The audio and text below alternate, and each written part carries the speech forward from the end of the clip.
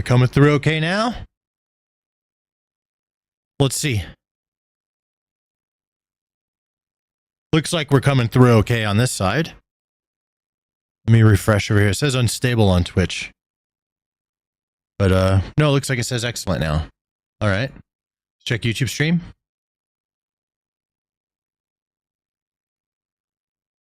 There it is.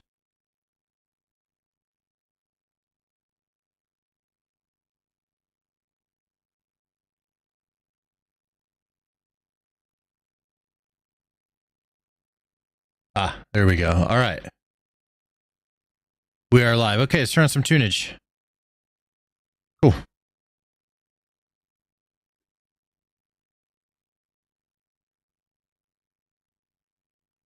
Sick. There we go. Okay, I think we're good to go now.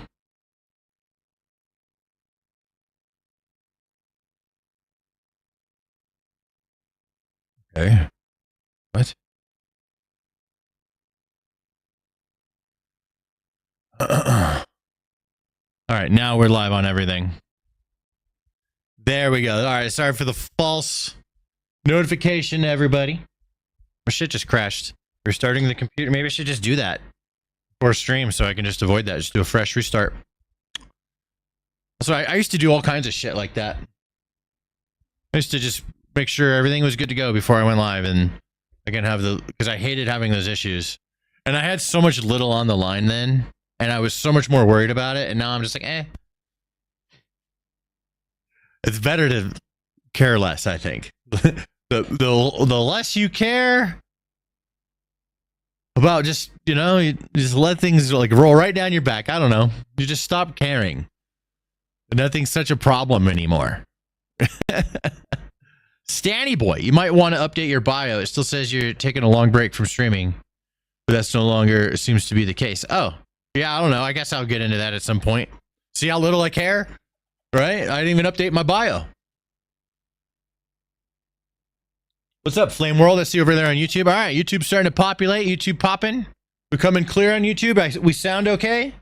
We don't have like double audio or anything, do we? Test, test, test. Oh, there is no audio. You have microphone audio, but no music audio. Okay, hold on. Let me fix that. Hopefully I can fix that. There we go. Now you guys have some music. Perfect. All right, that's what I've been vibing with. Now we got the tunage. Now you guys are listening to what I'm listening to. No biggie. Yeah, actually, thanks for letting me know, because I will actually fix that. I will actually fix that. I do care. I want to fix it. So thanks. The Gaming Templar, what's up, man? Dodge Demon in the chat. Welcome. Cirrus is in the chat. Welcome. We should give Intentionally Inflammatory a VIP. Hold on. VIP. Intentionally Inflammatory. All right, don't fuck it up. Don't fuck it up. I know you like to get banned from places. Don't get banned. Been following your YouTube page a long time. I'm finally able to catch your stream. Thanks for watching, homie. Appreciate you.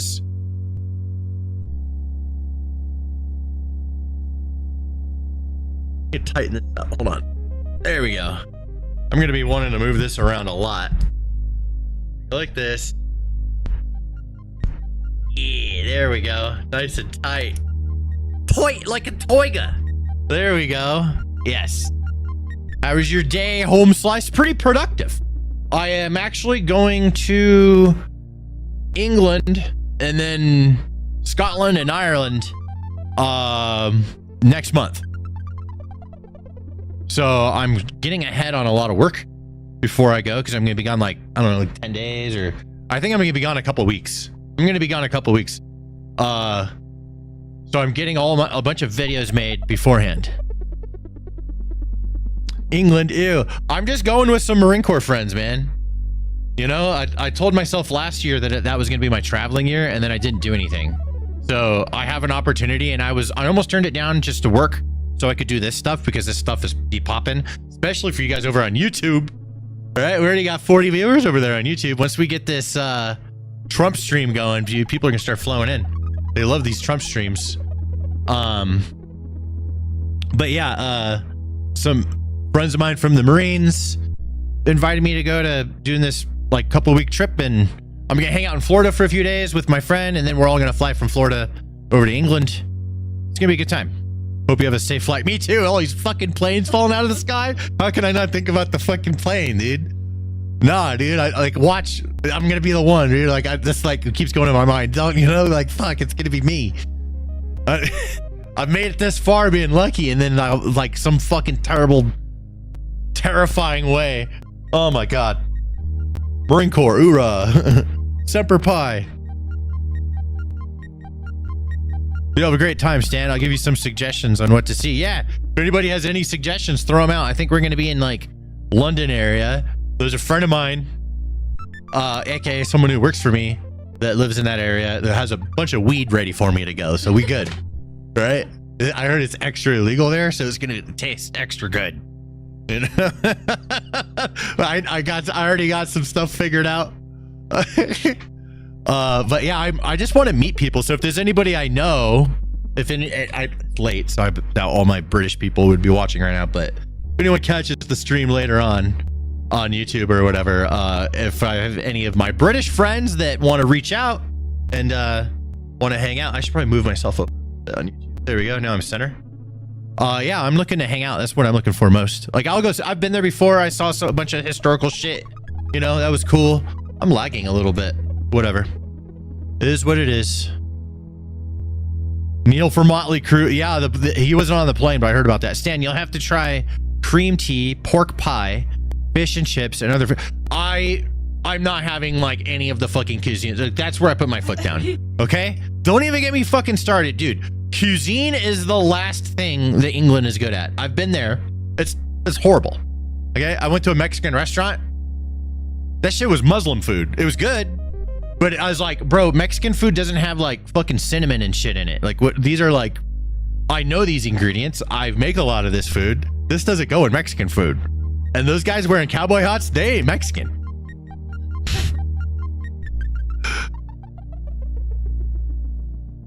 Shepherd pie, nah. All right. So I'm going to England. I'll do some cool shit. I'll meet some British people to have some drinks or whatever. I think my friend's like, I can't say who he is, but he's some like famous rapper dude. And me and him were in the Marine Corps together. We went to Iraq together and shit. And then I became famous YouTuber. He became a famous rapper. So we're like, he knows a bunch of people that we're gonna go hang out with. So I'm gonna, you know, he knows people in all kinds of countries. Make him eat that food. I'm not eating the food, dude. I'll go to the store, buy my own ingredients, and then I'll cook something that the country has never even seen before, because the country of England has no clue what good food is. Okay? You know, all the English people that know how to cook, they go to France to learn how to, or they go to YouTube. Okay? But I genuinely believe, like, I believe this, right? I believe that the English and the French have been at like each other's throats for hundreds, I guess thousands of years. I know hundreds of years for sure. Okay? A long time, and like it's built into their DNA that they like hate each other, right? And I think that deep hatred for one another, like France got really good at making food. Like a lot of our principles of cooking to this day all come from France, you know, a lot of French techniques that just everyone uses now.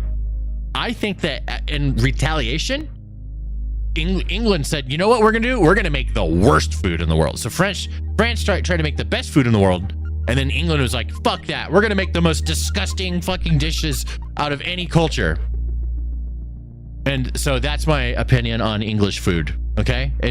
I remember the first day we were there, I went and ordered some I was like, oh shit, they got fucking ribs, bro. And I ordered some ribs. And then they gave me this like stew on a plate. And I'm like, the fuck is this? And I like ate it. And it was just like a big old chunk of fat. Like I was just like, ugh, and I just spit it out immediately. And my British friend that was with me, he was horrified.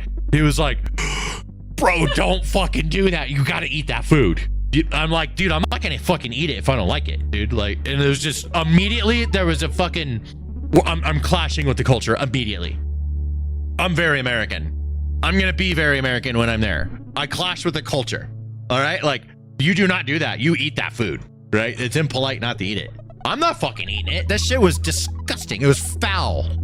It was foul. Disgusting. British food. Okay? Someone needs to go over there and make British food great again. Somebody, please. Gordon Ramsay came to America because he got rich here. There's no money over there. He's not living in Europe, bro. He's living over here. Somebody like Gordon Ramsay, go save your country, please. He knows how to cook. He was French trained. He needs to go to his country and fix that shit. All the like, someone needs to make a cultural shift in England, and like a food needs to just get, other than fucking curry, needs to sweep the nation. We need to show these people what delicious food is. I talk to British people and they're so proud of their disgusting cuisines, like black pudding, mushy peas. What the fuck are the dude? This is brink of starvation type food. Okay, this is the modern world. You guys aren't starving to death. You can have fucking tacos, bro. Jesus. So, anyways, yes, I will be in England. I will be avoiding the cuisines. I'm gonna go get a fucking cheeseburger. That's what I'm gonna do. All right. When you're in England, you just go to McDonald's or something, bro. It's better. God damn, their food is so disgusting. It's horrible. Horrible food.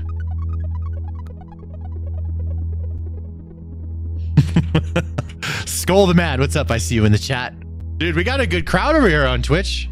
Loving it. Let me put a link in the chat for you guys over on YouTube as well. So if you want to join the party on Twitch, up to you. However you want to view the stream. Twitch is full screen. You can see my my handsome now 37-year-old face. My birthday was yesterday. Happy birthday to me, guys. You actually everyone please sing me happy birthday. Nobody sang me happy birthday. My wife didn't sing me happy birthday. She gave me a fucking... What the hell did she give me? She gave me something. She gave me a fucking cheese grater or something. She gave me a cheese grater for fucking birthday, dude. Yeah. You know, hey, you know what? It's a good one. It's a good cheese grater. Here's a link to the Twitch for you guys over on YouTube. You guys come over to Twitch if you'd like. Full screen. Pin message. Bam, there we go. That's taken care of. Also, it's just Papa Stan mess at the top. So you can click the link at the bottom. It'll be pinned in the chat. Make that go away if you don't want it. Or just search this up. You'll find me. You'll find me. Thank you. Thank you. Thank you. Everyone is singing me. There we go. Dude, now these people are singing me happy birthday. All right. My internet friends are singing me happy birthday, Brittany. Brittany is singing me happy birthday. She got me a fucking cheese grater. It's a sick cheese grater, but still. I got a cheese grater. I got a fucking cheese grater for birthday. I did get a cake that with no candle on it. I didn't get to blow out a cake. I didn't get to make a wish. Did she get cheese? I don't know if did you get cheese? She didn't get cheese, so No, I have the. I didn't get a cheese grater. Happy birthday to you. Happy birthday to you. Happy birthday. Thank you very much, Capo. I appreciate that. Thank you so much. Bro, you really spray paint your mic and arm and cord together? Yeah, it's all like spray painted shit. I don't know. I was trying to do some green screen shit with it to make it invisible. And it was a cool effect when I did use my green screen, but I don't use that shit anymore. So that's just remnants of the old streaming days. Capo TV says, do you remember me? Look familiar. Let me see. Following since 2020. 118 messages. Britt, it's true. Stan is 45 today. Stand. Yep. I was talking to my dad about it. 45 is going to be coming. It'll come quicker than 35 came. That's for sure. All right. Well, yeah, and that's the way it is. I'm fucking old now, dude. I'm almost to the 40s. The 40s are coming for me, bro. Let me pop out this YouTube chat so I could read you guys a little bit better. We'll get into this Trump stream here soon. This is from earlier today. If people ask that it's live, just say, yeah, I'm just kidding. We're not going to lie. No, I didn't get to it live. Look at those wrinkles. There they are. Look at that. I don't work in the sun. I'm a vampire. We good. You're still young? Nah, dude, I'm basically like 1 foot out the door, bro. I'm practically dead. You're turning 32 this year? Oh, dude, watch how fast 42 comes for you, bro. Feel 18? So do I. You still feel that way. Each year comes even faster by the year. Yeah. Here, I'll fuck up everyone's brains. This always fucks my brain up, dude. So when the older you get, time goes faster. But it's not time going faster, it's your perception of time. And you got to think of it this way. Remember when you were a kid and there was like the whole school year and then there was the summer and it was like a whole ass eternity. Hold on, I need to like, I don't have sound popping up from my alert box. I got to open that up real quick. But yeah, so when you're a kid, it's like really long. And when you're 4 years old, we'll use that as a good example. 1 year is 1/4 of your entire life. So it just seems like a very, very long time when you're really, a whole year is just long as hell. And then the older you get, the faster that shit starts to go by because your concept of time, you've seen, now if you're like 20, now you've seen now a year is 1/20th of your life. If you're 30, 1 year is 1/30th of your life. It starts to go by pretty quick. And I think that the only way to slow it down, the only way, I can't think of any other way. If anybody has one, let me know. But I think I'm right. The only way to slow down time as you get older is to constantly be doing something new. That's the only way. There is no other way to slow down time. It's the repetition of your life. The more repetition you have with getting older and you keep doing that repetition, it just gets faster, faster, faster, faster, faster. You need to break away that repetition and always be changing to something else. And then your perception of time that now starts to slow down because your day is always full of something new. That's the only way. And that, I think that is a really good pursuit for people. I think that a pursuit people should consider with their lives is the freedom to be able to do something new every day. So you could slow down your life and you could live longer. Even though it's the same amount of time, time is kind of conceptual and, you know, like this, like, I don't know, like I'm trying to fit in some interstellar logic here, right? But like, I don't know. I just feel like if you do something different all the time, then things will slow down and then like you'll have this like longer life. So that's my goal, is to try and achieve the ability to be able to do something new every day. And that's why I work hard, because I want to achieve that in my life. I want someday to be like retired or whatever, and like, or work a lot more casually and have the privilege that I've earned to be able to do something new every day. And I think that is a goal, especially now that I'm getting older. I just turned 37 yesterday. Time is flying by now, dude. It's like, holy shit, I've achieved old. Time is flying by. And I thought to myself, how do I, like, what do I do? Does it just keep doing this way? And then I realized by going on vacation back in November, I went to Florida. That vacation, like, it was only a week, but man, it felt longer. It felt like a couple of weeks, you know? Time just slowed the hell down. And like, these weeks fly by. I make this content and these weeks are flying by, dude. I make so much content. I made like, we're getting way ahead because I'm about to go on vacation again. Like today and yesterday, I think we made like 40 fucking videos across 3 different channels. Yeah, we're getting just way ahead, so I can fill up this. And I'll go on vacation, and the channel is automated once I'm all scheduled out, so I can just get my mind off of it and go slow down time for a second. That's my goal. Just go slow down time. I almost didn't go because this new channel, like what you guys are watching right now on YouTube, is blowing up, especially with these live streams. The moment I start streaming Trump, bro, people are gonna start flowing in. I just like to hang out with you and talk to you guys for 30 minutes or so before I, get started. We've been live 20, so maybe 10 more minutes. I'll start, get going with Trump, but I just always love to hang out with you guys, talk to you before we get started. Tell you what's going on, tell you what I'm thinking, express myself. Like my video vlog. These videos are here forever. Locked in 1,000 years from now. this shit's gonna be here digitally, as if we didn't like blow ourselves up. You know? Love your shorts. Thanks, man. Stanimus asking again, 5 years later, when are you gonna visit Romania? Romania! Never been there. Would love to go. Stanimus, think about how video games process levels. You don't spend resources to load the same level. It's already loaded. Interesting. Yeah, I like that. You are correct. The brain starts ignoring things it sees a lot to conserve processing power, and it was the new things as a child that kept our brains active to process that new information. This is real science. Oh my god, that makes so much sense. A new follower. That makes so much sense. Yes.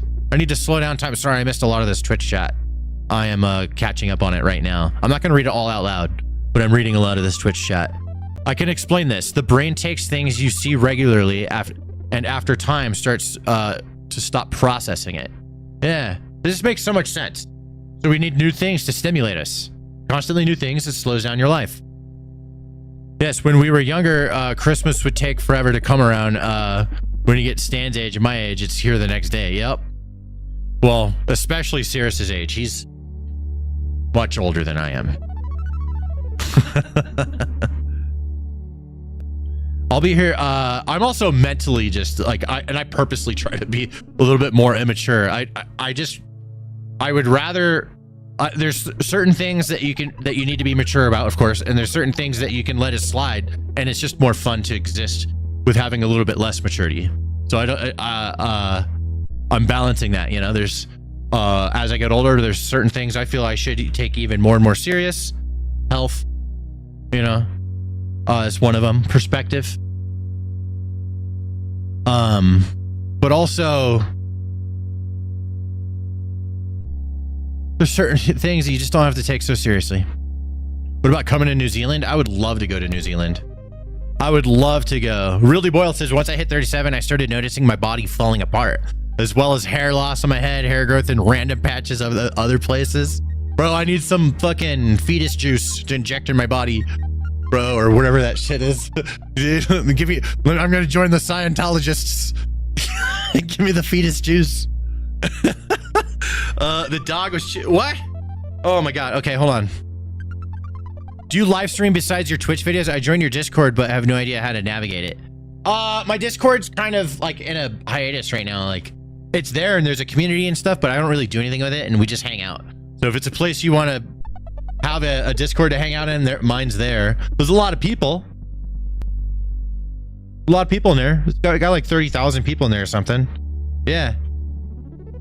Yeah, you guys should join the Discord. I got to figure out what more to do. We have a Minecraft server. I help out content creators. I have a little content creator chat.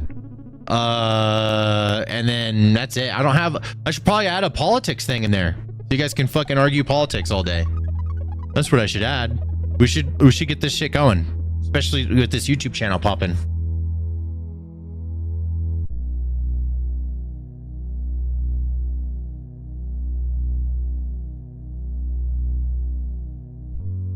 If you're a male, get to the doctor by 40. You need to make sure to check your butt. Yep. I've been having some poo-poo problems. Maybe I need to have them look at it, bro. Every once in a while, I have this like, my stomach fucking hurts and I can't shit for 2 days. Discord's wild. You need to be a damn programmer to navigate it. Don't feel bad. It is, it's because every server is different. My server has too many channels. I'm plagued with channels. I would love to just have like 2 fucking channels and it'd be good. So Stan, you have something to look forward to. When you hit 40, a pleasant visit at the doctor's office to get your first prostate exam. Oh, the fun. Bro, I'm looking forward to that. I want to like vlog that shit. I'm going to take that shit, turn it into content, you know? Like, just imagine having my job. Like, I could fucking live stream it. You know? I could live, like, imagine that, bro. Fucking, I'm gonna stream that shit on Twitch and YouTube, man. I'll hold my phone. I'll stream it to YouTube. Just hold on my phone through YouTube Shorts, bro. Hey, good night, Capo TV. All right. Let's get started a little bit early. Let's do some Trump. And let's see, we can read a few more things. We got a lot of people hanging out. 20 people over on Twitch. That's good. We got a good crew that showed up. And I don't even stream regularly. That's not bad. That really is not bad. And then we got 200 over on YouTube. We're about to turn that into a bigger number real quick. Guarantee the cancer is caused by the FDA not actually doing their job with the contents of yeah, I don't know. Lonely Creep, 100 biddies. Thank you very much. I've appeared, so now we can get started. You ready? You want to listen to me talk about politics, bro? All right. I'm about to do it. I don't talk about politics like normal people do, bro. I talk about politics and I just don't give a shit about anything. You know, and if something sounds good, I'll be like, yeah. And then like 90% of the time, I'll be like, I don't fucking know. Well, the way I talk about, and I literally do not want to tell anybody what to think. I am righty. You know, I mean, I'll say what I think. I'll tell you when I am not sure of something, you know, and I'm not like, I'll change my mind on shit. I don't know. I'm just kind of casual for politics. And I think that everyone that does politics content, everyone's so like insane and extreme. Nobody like sits there and just be like, yeah, okay, whatever. I don't give a shit, you know? I don't think I would be doing politics content if Trump wasn't the president though. Like since Trump's the president, like it is a content goldmine. I just see the content in it. Like it's a content goldmine. There's always something happening. There's always crazy shit going down. Yeah, some of us are pretty deeply invested and bias are wild. Yeah. Yep, but that's okay. You know what we could do is just say like, hey, I'm biased. We could just admit that we're biased on some shit, bro. I mean, and then just talk. I don't know. It's so easy for me. I don't have a problem saying that. It's so easy to say, well, I just see the world this way. I think I'm biased, but this is just my worldview, man. This is the way I see it. And I can understand someone else's worldview. I could feel what they're feeling and just be like, yeah, but I still don't see it that way. I see it my way. I don't know. That's not hard. I love that shit. So I'm not your average political like person. I do want to keep up to date with what's going on. If Trump is live, I'll be live. You know what I'm saying? But yeah, let's get started. This is long. This is 37 minutes. This is Trump signing executive orders. So I say, let's check this out. Let's look at some executive orders. What's the new executive orders? We have this whole stack right here. Executive orders about to get signed. Let's check them out. Let me pause the background music here. I love that music. It's good shit. There we go. Good signings, one in particular, which we'll save for the end. And I'll ask Will to go over these individually, and we can see how we do. Yes, sir. First, for your review, we have 56 sub-cabinet level appointments. This includes probably most notably 7 ambassador appointments. Those will be the first ambassadors, I believe, that you've transmitted to the Senate. Okay. Can you guys hear that? You guys hear the audio? Everything okay? You can't see the video. Oh, my bad. Thank you, sir. There we go. Sorry, Twitch. Second, we have acting designations. We're actually designating Doug Collins to be the acting leader of both the Office of Special Counsel and the Office of Government Ethics. You know, Doug, my bad, guys. I was being tarded. He was in charge of the fake impeachment hearings, remember? That I won very conclusively. Fake charges by the radical left Democrats. Okay. Next, sir, the Federal Executive Institute is a program that was set up during the Johnson administration to train senior-level government bureaucrats. The presidential Sharpie. As you've identified repeatedly in the last few years, the senior levels of our federal government are not adequately serving as stewards of taxpayer dollars, so we're recommending zeroing out that program effectively.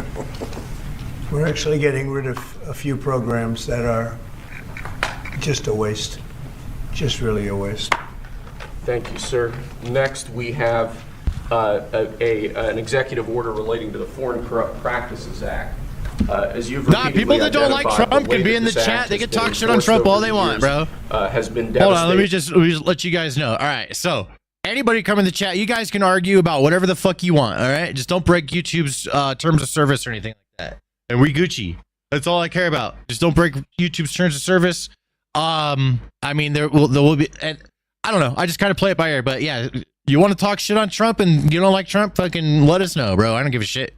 All right, go for it. You love Trump? Let us know. Opportunities and business competitiveness abroad, We are essentially ordering the Department of Justice to use its prosecutorial discretion in a way to ameliorate the negative effects of the Foreign Corrupt Practices Act, to allow Americans to do business abroad, and to allow our foreign partners to do business with Americans without fearing unjust prosecution.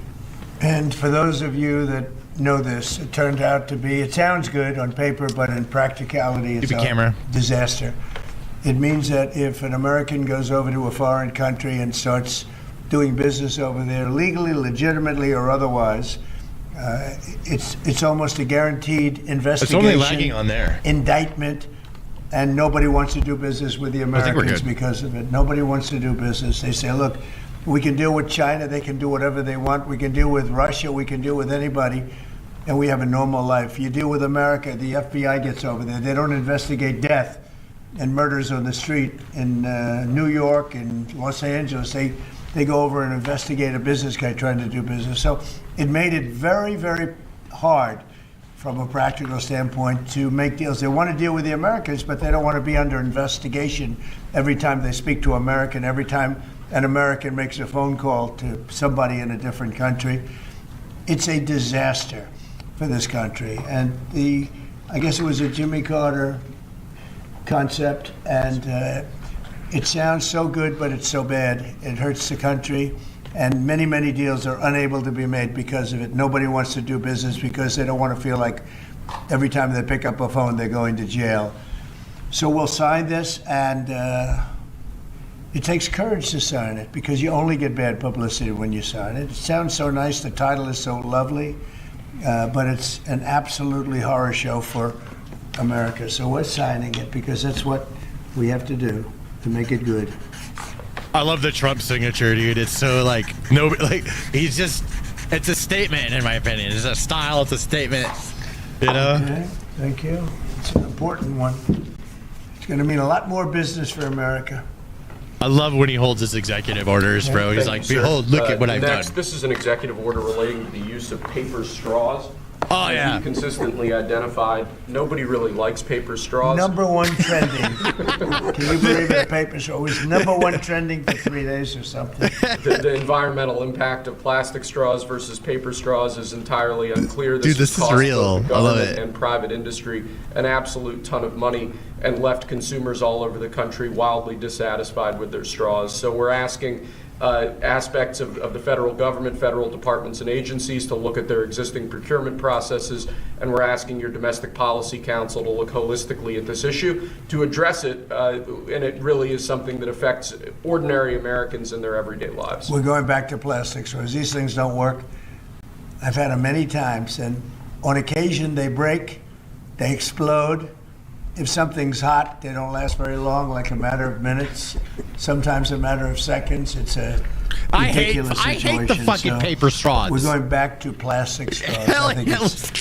Okay. Let's go, dude. Okay, whatever. I don't give a shit about this one that much, but a lot of people do apparently, you know? And I'm just like, whatever, fuck it, man. I prefer plastic straws. I don't think that plastic's going to affect a shark very much as they're munching their way through the ocean. Oh my God! Okay. Bro, thank you, sir. Dude, next, we have that's gonna piss so many people off that he said that. For former Governor Rod Blagojevich. That's gonna piss so many people off. Good. It's my honor to do it. I've watched him. He was set munching up by a lot of bad people. Some of the same people that I had to deal with. This is so good. He wasn't quite as successful, but he had somebody that saw what was going on. I didn't know him, other than I believe he was on The Apprentice for a little while. He was just a very nice person. He had a fantastic wife. She fought like hell to get him out. He was given a sentence of like 18 years. And oh, is this a pardon? What is this? Sort of a terrible injustice. They just were after him. They go after a lot of people. These are bad people on the other side. So I think he's just a very fine person. And this shouldn't have happened, and it shouldn't have happened to him. And let him have a normal life and let him go out and do what he has to do. So I'm signing this. This is a full pardon. Rod Blagojevich. Mr. President, are you considering him for ambassador to Serbia? A new follower. No, but I would. I mean, We're all fucked either way, Kev he's not says. I cleaner think than we're going to be all anybody in right. this room. Things are feeling good. Pardon, he's cleaner than anybody in the room. Okay. Thank you, sir. Next, in 2018, you imposed ad valorem duties, tariffs on imports of steel at a 25% rate. Since that time, a large number of exclusions and exceptions to that tariff rule have been implemented. Because of the damage to the United States steel industry that those exceptions and exclusions have imposed, we're now, this order would reimpose that 25% ad valorem tariff rate on imports of steel, and it's presented for your signature now. Okay. Do you We're getting understand what that Popeyes? means? Yeah, we get This is a big Popeyes. deal. What? What's the big deal, Big deal. Trump? This is the beginning It's the beginning. of making America rich again. Let's go. I'm all about it. Popeyes, way better than KFC. What you Mr. smoking? Secretary, do you have anything to say? As you know, Howard is Secretary of Commerce doing a I want fantastic tendies. job. And what do you have to say about it? So when you imposed the tariffs the first time, Right. you added 120,000 jobs. And since that time, it's been picked away and nicked away and excluded away, and we've lost 107,000 jobs. And remember, these aren't just general jobs. These are steel workers in America, and now you're going to bring them back. You're going to bring those 120,000 jobs back to America. You are the president who's standing up for the American steel worker, and I am just tremendously impressed and delighted to stand next to you. Mr. President, steel workers. So let me just make a statement, and essentially this is another way of saying we're doing a 25% tariff on steel and aluminum. So the failed American trade policies have led our once incredible United States steel and aluminum industries, once incredible, that's once incredible, not now, but they're not bad. I saved them because of my first term, totally saved them. If I didn't do what I did, I put massive tariffs, not the highest level, but pretty massive tariffs. We took in a lot of money and we took in a lot of jobs, but we were being pummeled by both friends. Chick-fil-A is the and foe Lord's alike. chicken. Our nation requires Chick-fil-A steel good. and aluminum to be made in America, not in foreign lands. We need to create, in order to protect our country's future, a resurgence of U.S. manufacturing and production, the likes of which has not been seen for many decades. It's time for our great industries to come back to America. I want them back to America. This is the first of many, and you know what I mean by that. We're going to be doing others on other subjects, topics. Protecting our steel and aluminum industries is a must, and today I'm simplifying our tariffs on steel and aluminum so that everyone can understand exactly what it means. It's 25% without exceptions or exemptions. And that's all countries, no matter where it comes from, all countries. If made in the United States, however, United States of America, there is no tariff, zero. So if it's made in the United States, there is no tariff. All you have to do is make it in the United States. We don't need it from another country. As an example, Canada. If we make it in the United States, we don't need it to be made in Canada. We'll have the jobs. That's why Canada should be our 51st state. We'll bring back industries, and we'll bring back our jobs, and we'll make American industry great again.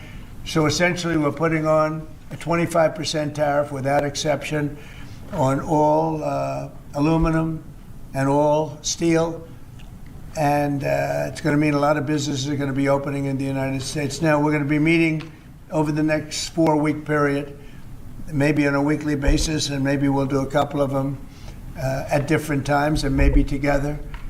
But we'll be talking about other subjects like cars. We'll be talking about drugs and pharmaceuticals. Okay. We'll be discussing chips. And we're going to be doing some other things in addition to that, all which will bring in a lot of jobs into our country. Should we Cars make them is the gonna be a very 51st big state one, or a territory? and a very important one.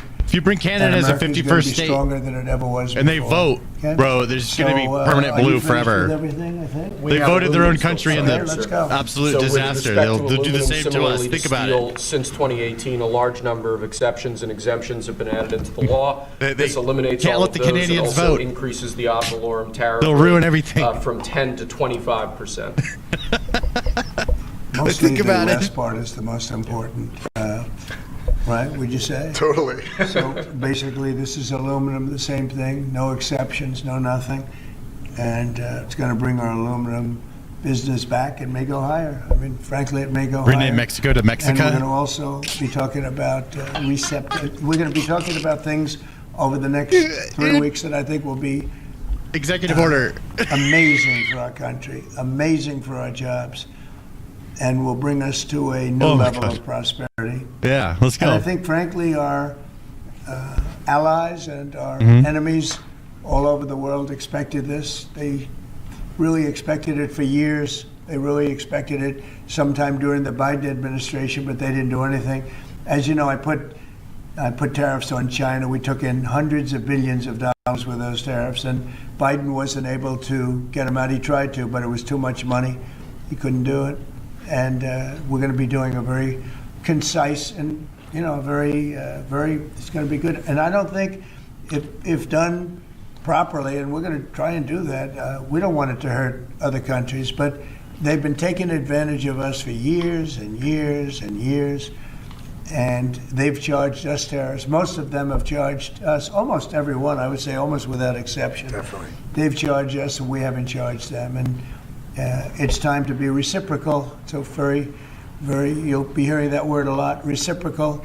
Reciprocal. If they charge us, we charge them. If they're at 25, we're at 25. If they're at 10, we're at 10. And if they're much higher than 25, that's what we are too. So that's having to do with everything. That's not just steel and aluminum.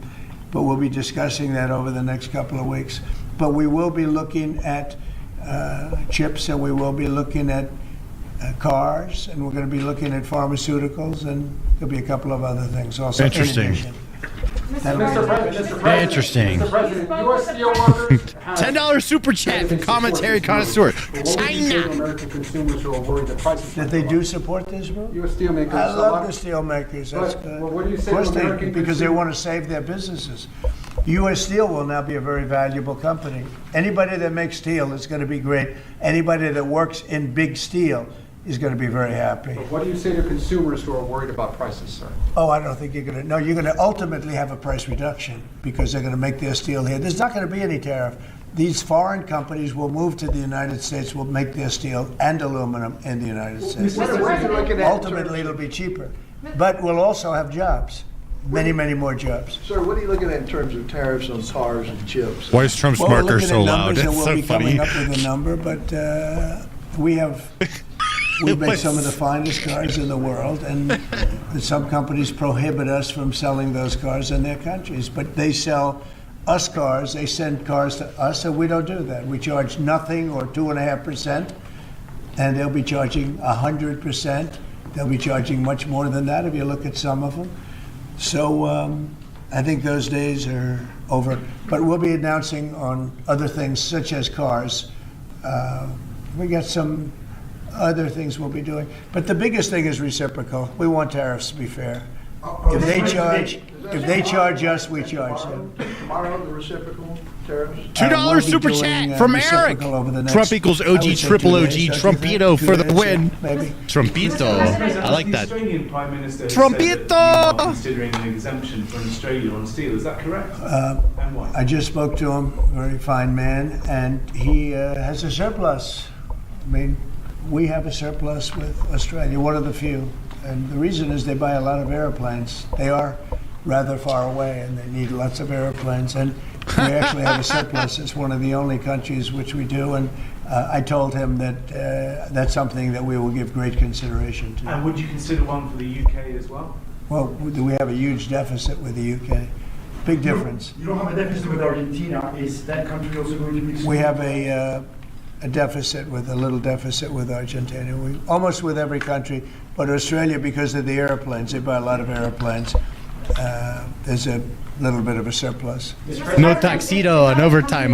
Retaliate. I don't mind. What is your plan for example, farmers? Bro, you guys are fucking hilarious, man. Well, the farmers are going to be helped Would you do that greatly. again? Yeah, the farmers are going to be helped greatly because they're not going to be dumping everything into our country. This will be a great bill for farmers.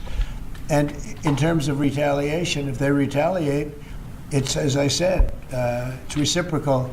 So if they raise it a little bit, then we raise it automatically. So I don't think it helps for them to retaliate. But also remember this, they can't really retaliate because we're the piggy bank. We're the piggy bank. But if we don't do this, we won't be the piggy bank for long. We won't be much of a country. Mr. President, did you see that report, sir, that Hamas was going to stop releasing Israeli hostages, and what was your reaction? I think it's terrible. Look, I looked at the hostages that came in, and they're emaciated. It looked like something out of the 1930s. It's an absolute disgrace. And I think they saw the way the world viewed it, and they're looking for a reason not to send more because they're all. You take a look at that. It looks like it was a concentration camp, which essentially it was. It looks like they came out of the Holocaust. And what a sad thing. One of them was a young man, good-looking guy, a little bit heavier than perhaps he could have been, and now he looks like $5 he's, super chat for commentary not even connoisseur. recognizable. Not even Dan recognizable. Gills is getting so good. He is. Look, I can tell you that those people have been badly hurt, both mentally and physically.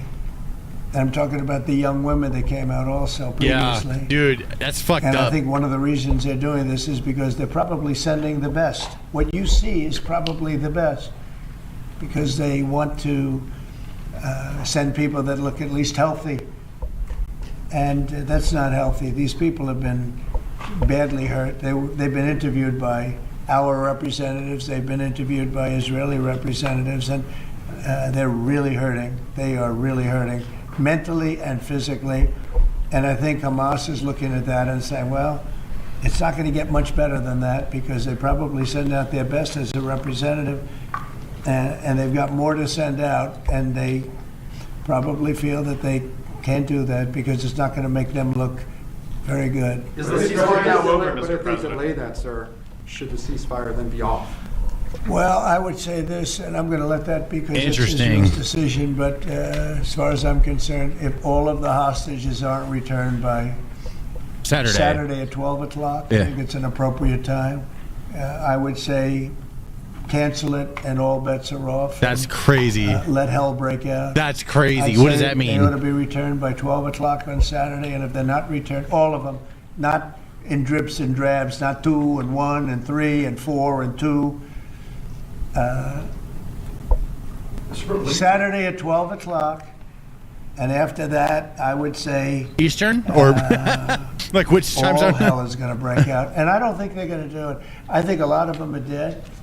I think a lot of the hostages are dead. I think Yeah, that's probably right. it's a great human tragedy. What's happened? How people can be that mean to do. I mean, the one guy was laughing when a hostage he thought his family was alive. Found out the family was dead, and his captor, so to speak, started laughing because he thought it was so funny. You know, this is a different group of people. No, I would say Saturday at 12. We want them all back. I'm speaking for myself. Israel can override it, but from myself, Saturday at 12 o'clock, and if they're not here, all hell is going to break out. This is crazy. Mr. President, in an interview this weekend, you said that Palestinians would not be guaranteed the right to return to Gaza if the U.S. were to develop it. What did you mean by that? And under We've spoken to a lot of Palestinians. They would love to leave Gaza if they could find a place to be. And I've spoken to various leaders of various countries in the not so, distant area from where we're talking about, the Gaza Strip. And I think they were very positive about providing land. What we need is land. And if we could build a nice place for people to live safely, everybody in Gaza would do it. They've been persecuted. They've been They've been spit on. They've been treated like trash, and they would love to get out of Gaza. But until now, they never had an alternative. Now they have an alternative. And as far as Hamas is concerned, you're seeing the real Hamas now with the hostages. Hamas is fucked. Who are you from where? The Wall Street Journal, sir. Yeah, that's what I The Jordanian leader is coming in to see you. Yeah. Folks in Jordan have expressed Tomorrow. opposition to taking in more Gazans, more Palestinians. How are you going to convince him to do otherwise? I think he'll take. I mean, I do think he'll take, and I think other countries will take also. They have good hearts. I think they'll take. But what about the Palestinians who just won't leave? Our team has spoken to many in Gaza. They're all going to leave when they have a place that's a better alternative. When they have a nice place that's safe, they're all going to leave. It's a hellhole right now. But how are you so sure? Would the U.S. force them to leave? It's a good question. You're going to see that they're all going to want to leave. Mr. President, When it comes to Saturday, But he just won't answer the question. Love it. Still being held by Hamas right now. Are you worried about his Look, life? you know, who knows? Are they alive? Are they not alive? But I saw the condition. When I saw the condition of the last ones that came out, and the women too, everybody. The one woman had her hand blown off because she was trying to stop a bullet being fired at her. That's Okay? crazy. Kind of a situation is that. You saw her. $10 super I chat just from think Eric. it's time to either Trumpito, the Chito. release everybody. He's our They're not going to be Cheeto. alive He's right my now. favorite Based on Cheeto. What I saw over the last 2 days, they're not going to be alive for long. Saturday at 12 o'clock, and after that, it's going to be a different ballgame. Bro, what does Mr. that President, when mean? you say all hell is going to break loose, are you speaking about retaliation from You'll Israel? find out, Okay. and they'll find out too. Oh Hamas my- will find out what is it? I mean. We'll all find out. Oh my god. They're gonna find out what I I'm mean. kind of This is excited sick to know what's people. going to happen. And they'll find out what I mean Saturday at 12 o'clock. But no Oh involvement my from the God. US. Palestinians from the West Bank, are they going to be relocated to? What's your Well, position right on the now, West no. Bank? Right now, they're there, and I assume they want to remain there. It's different. They're there. It's never been like what we're talking about with the Gaza Strip. So they're going to continue. You have No plans there. Mr. President, regarding the Consumer Financial Protection Bureau, Democrats, including Elizabeth Warren, have said that by freezing Oh, boy. big banks and giant corporations the green light to scam families. Here we go. Pocahontas. Pocahontas. The faker. That was set up to destroy people. She used that as her little personal agency to go around and destroy people. And she's a fake. Just like she said she was an Indian, and she wasn't an Indian. You have more Indian blood in you than she has. This motherfucker's in the Oval Office right now She went to saying this. college based on the Hilarious. fact that she was an Indian. She got jobs based on the fact that she was an Indian. She's a fake. That was that was set up to destroy some very good people, and Love it worked. this. I mean, it worked. A lot of great people. I'll tell you, before I ever heard the term, people would come up to me in the Midwest and areas that say, "Sir, I'm being destroyed by them." They use that to destroy people. She's a nasty woman. She's a really nasty woman, despite her phony beer commercial. Oh my god. No. We're going to get We 40 did the more right thing. years That of was this. a very important thing to get rid of. Can you confirm, President? And it was also a waste. I mean, number one, it was a bad group of people running it, but it was also a waste. If you looked at when she really ran it, wow, that was a vicious group of people. They really destroyed a lot of people. And you can confirm it's your goal is to have it totally eliminated? I would say, yeah, because we're trying to get rid of waste, fraud, and abuse. What's next? And didn't I hear that somebody made like $38 million or something running a little agency? What was her name? What was her name? And what did she do? And what was that all about? All the money that she made? Does anybody know? Are you going to tell Yeah, us, Brian, Mr. go ahead. President? Good to see you. The latest CBS poll has your approval ratings at an all-time high, despite all these controversial subjects and executive orders that you're doing. Want to get your thoughts on that, how you've really connected to mainstream America. Yeah, I have high approval ratings because I'm using common sense, whether it's getting men out of women's sports. I mean, have you seen what goes on with the support that. boxers and with the weightlifters and with the swimmers and everything? It's Yeah. so ridiculous. And I think it's a 90% issue. $5 super chat. And, the amazing thing, From the Eric. Democrats are still fighting for it. It's crazy. 4 more It's incredible crazy. years I of think we should go to Trumpito, Congress indeed. also, have that cemented and, make Is it our indelible. But it's to me, it's all common sense. Who wants an open border where prisons are dumped into our country, where prisoners are led into our country, many of whom are murderers, many of whom murdered far more than one person, That's and they're crazy. now roaming our country? Who wants that? I mean, it's terrible. Steve, I'd like you to say a couple of words about it. Yes, well, as you know, Mr. President, since you issued your day one executive orders, border crossings are down approximately 95%. That's crazy. We talked to agents on the Instantaneous line. In their stop. entire careers, they've never seen crossing days as low as what they're experiencing right now. Insane. The cartels, in fact, are enormously frustrated because they've never seen a clampdown like this before in American history. Yeah, it's cost them a lot of money. Looking at Border Patrol back when it was at INS in the 80s and 90s, they've never seen a date like this. That's because you've mobilized the 10th Mounted Division, the Marines, the entire U.S. military. Yeah. They're erecting physical miles of barrier, temporary and ultimately permanent, every single day. You have all of your border agents pushed to the front line. They're not doing the humanitarian processing, quote unquote, that Biden was doing. They're doing law enforcement and national security. They're interdicting weapons and drugs. They're interdicting violent, high-threat criminals. And the U.S. military Don't get nervous, is bro. repatriating illegal immigrants at a pace and a skill that has never occurred before in American history.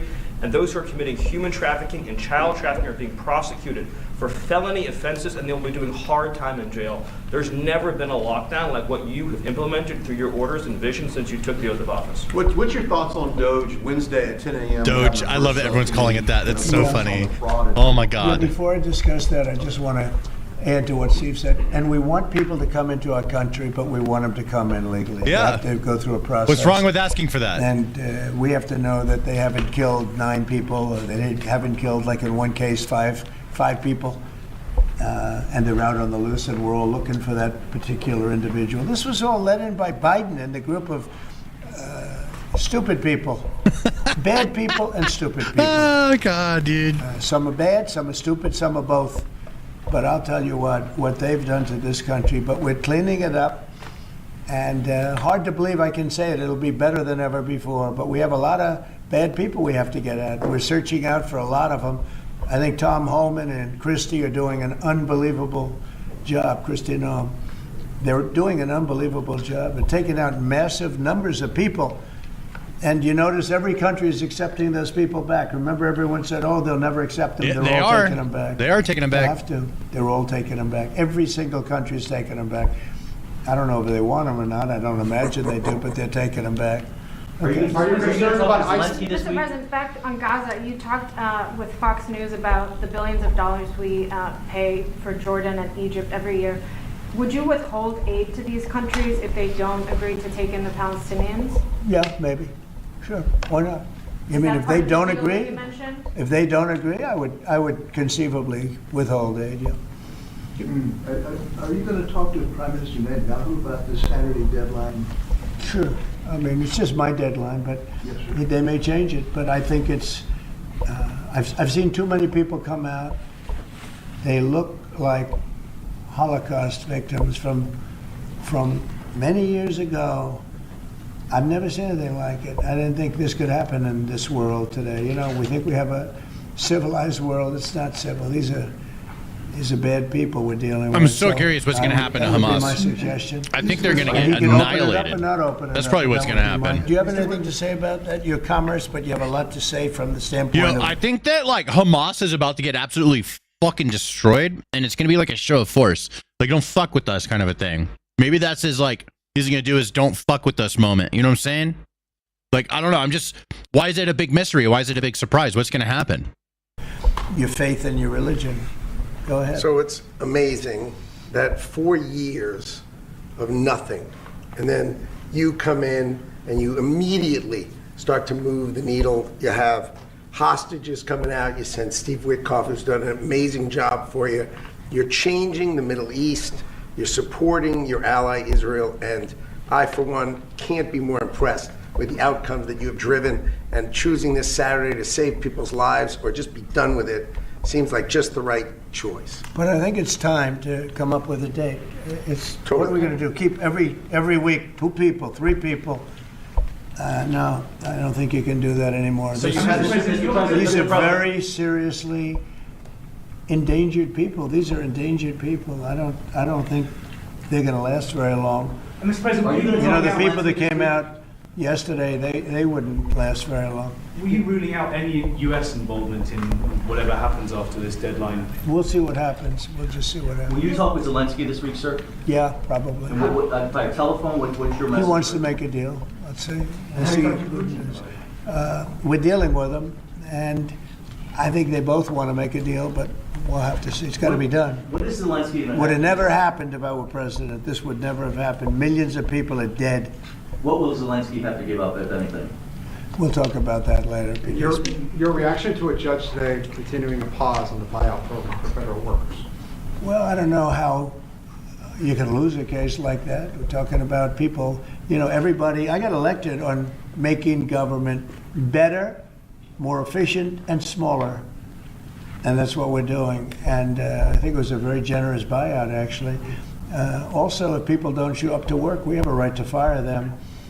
And they have an option. They can show up to work or not. If they don't want to show up to work, they'll let them work. Because then the next step is, have you worked before? Have you worked during this? I'm all about this, bro. And you'll find many of those people, in my opinion, have had other jobs. Even though they're collecting money from the federal government. Many have had, in my opinion, other jobs. No, that's facts. I know people doing that shit. Big problem. If the buyouts are blocked in court, will you instead pursue layoffs in federal departments? I don't know how they can do. This is free will. This is a buyout where people, you know, they were offered a good deal. Many people have taken that. Yeah, they have. But, you know, many of those people, and we talk about reporting to work, right? I happen to be a believer that you have to go to work. I don't think you can work from a home. I don't know. It's like there's a whole big, you can work from home. Nobody's going to work from home. They're going to be going out, they're going to play tennis, they're going to play golf, they're going to do a lot of things. They're not working. It's a rare person that's going to work. You might work 10% of the time, maybe 20%. I don't think you're going to work a lot more than that. And I think they have an obligation to work. And they have an obligation not to have a second job when they're supposed to be working for the federal government. You're going to find that a lot of these people have second jobs instead of working they'll be collecting a federal government check and they'll be working 2 jobs. Yeah, get rid of them. That's big trouble for them. Get rid of them. Replace them with someone else. You've said a lot about South Africa in the last 2 weeks. Yeah. It's hosting the G20 summit this year. Are you planning to attend this, or are you skipping it and telling your cabinet to not? Well, we'll see what happens, but the South African situation is very, very dangerous and very bad for a lot of people. There's tremendously bad things going on, including the confiscation of property, and worse, much worse than that. You know what I'm talking about.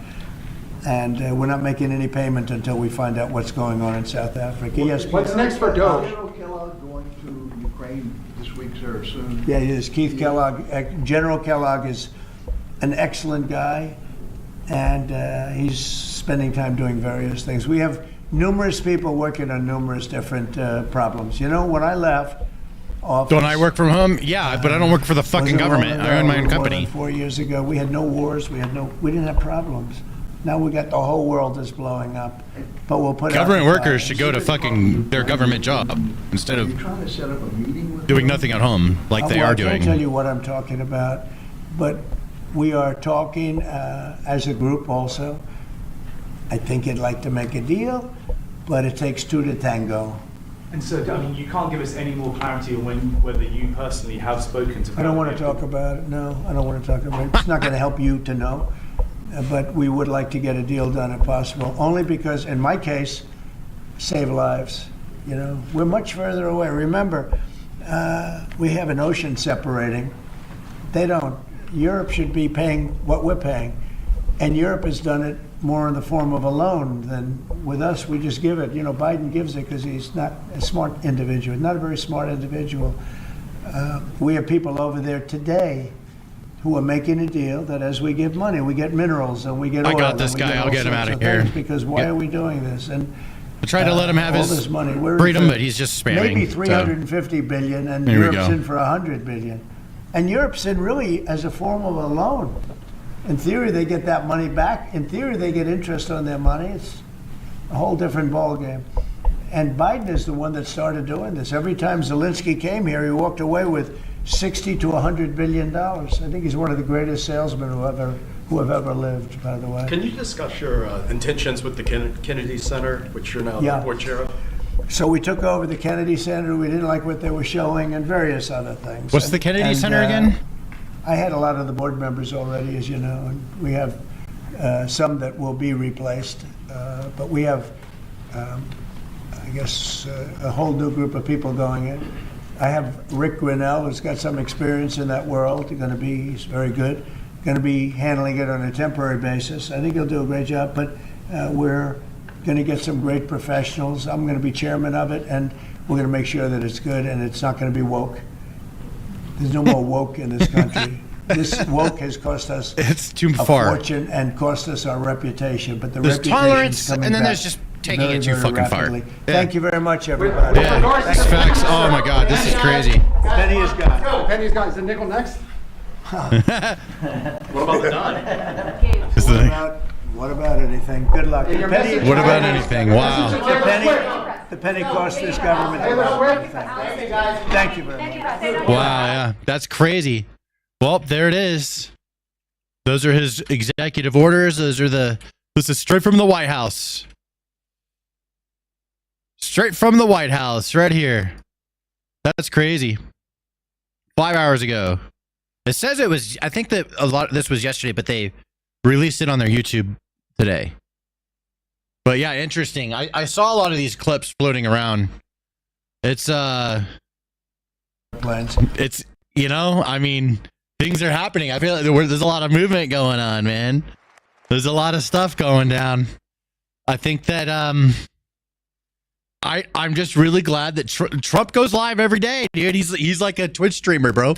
He goes live and he streams everything he's doing and he talks to us. I like that he's talking to us. I'll say that every time. I just like that he's telling us what he's thinking, what he wants to do. Like it's almost like as if we have a team leader that's telling us what's going on.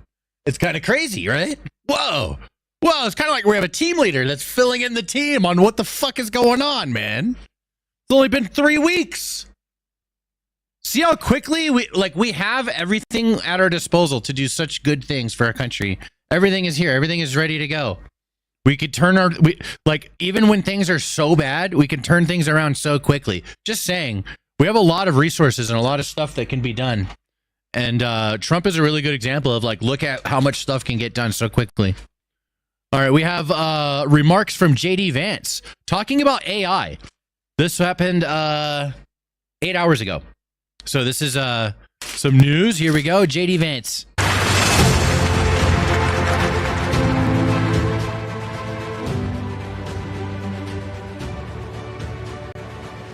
The kind introduction, and I want to start by thanking President Macron for hosting the event and, of course, for the lovely dinner last night.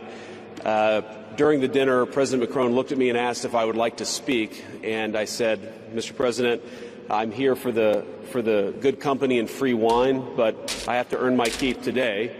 And I, of course, want to thank Prime Minister Modi for being here and for co-hosting the summit, for all of you for participating. And I'm not here this morning to talk about AI safety, which was the title of the conference a couple of years ago. I'm here to talk about AI opportunity. When conferences like this convene to discuss a cutting-edge technology, oftentimes I think our response is to be too self-conscious, too risk-averse. But never have I encountered a breakthrough in tech that so clearly calls us to do precisely the opposite. Now, our administration, the Trump administration, believes that AI will have countless revolutionary applications in economic innovation, job creation, national security, this guy wants to run for president, healthcare, bro. Free expression, and beyond. I'd want him to be president. He's doing good. I like him. Development now will not only unfairly benefit incumbents in the space, it would mean paralyzing one of the most promising technologies we have seen in generations. Now, with that in mind, I'd like to make 4 main points today.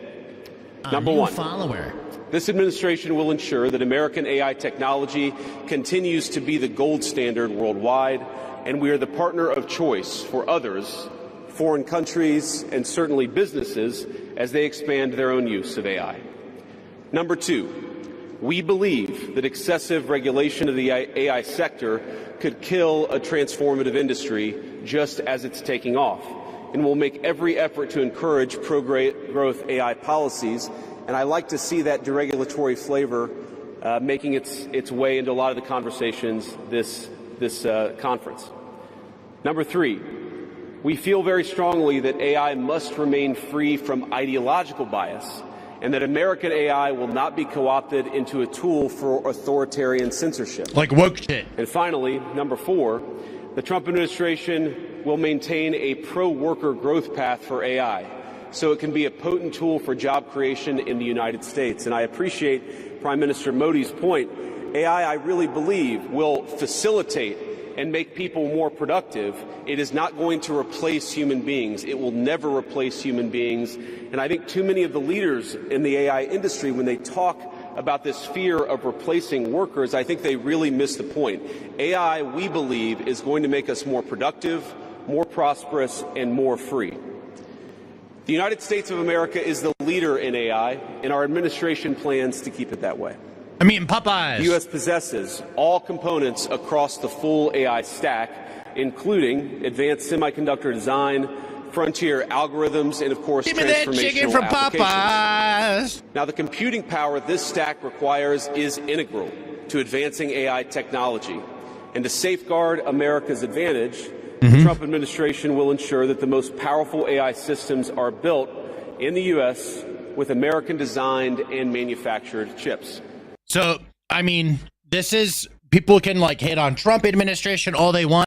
We're making global fucking plays here with AI that we weren't before, and we're being aggressive about it. I think that like these are some of the biggest, like most important things when it comes to like Trump right now. Everyone is so worried about like stupid ass things. They get so mad because he changed it to the Gulf of America or something right there, right?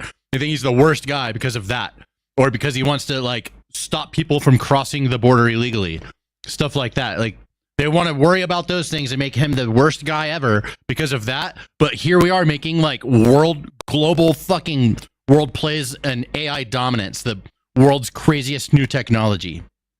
And we want to be the leader in it. We don't want to get passed up. We're trying to be competitive. And it's like people are overlooking just how important this type of shit is for like, and how it's going to affect the rest of your life. This is like important ass shit. And everyone's ignoring these cool things that we're doing as a country that's good for us. And they're just like, Gulf of America bad. Like, bro, who gives a fuck about Gulf of whatever the fuck? I don't care. Call it anything. None of that matters. This is what matters. Nobody's talking about this. They just want to cry about dumbass shit. It's like so insignificant. Oh, we're auditing the government. What? Who's against that? What the fuck? You guys are crazy. I need more Popeyes chicken. We're the leader doesn't mean we want to or need to go it alone, of course. And let me be emphatic about this point. America wants to partner with all of you.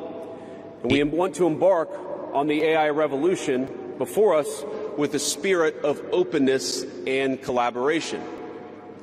But to create that kind of trust, we need international regulatory regimes that fosters the creation of AI technology rather than strangles it. And we need our European friends in particular to look to this new frontier with optimism rather than trepidation. Now, the development of cutting-edge AI in the U.S. is no accident. By preserving an open regulatory environment, we've encouraged American innovators to experiment and to make unparalleled R&D investments. Of the $700 billion, give or take, that's estimated to be spent on AI in 2028, over half of it will likely be invested in the United States of America.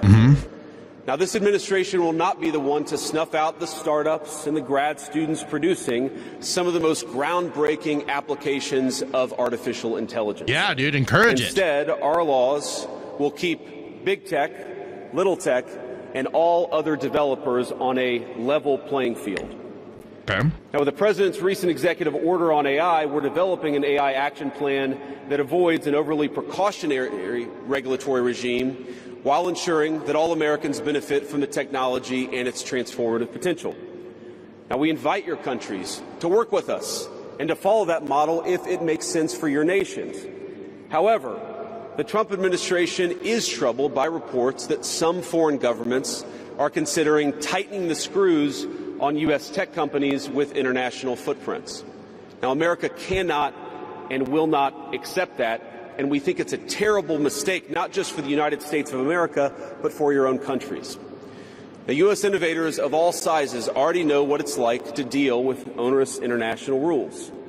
Many of our most productive tech companies are forced to deal with the EU's Digital Services Act and the massive regulations it created about taking down content and policing so-called misinformation. And of course, we want to ensure the internet is a safe place, but it is one thing to prevent a predator from preying on a child on the internet, and it is something quite different to prevent a grown man or woman from accessing an opinion that the government thinks is misinformation. Facts. Meanwhile, for smaller firms, navigating the GDPR means paying endless legal compliance costs or otherwise risking massive fines.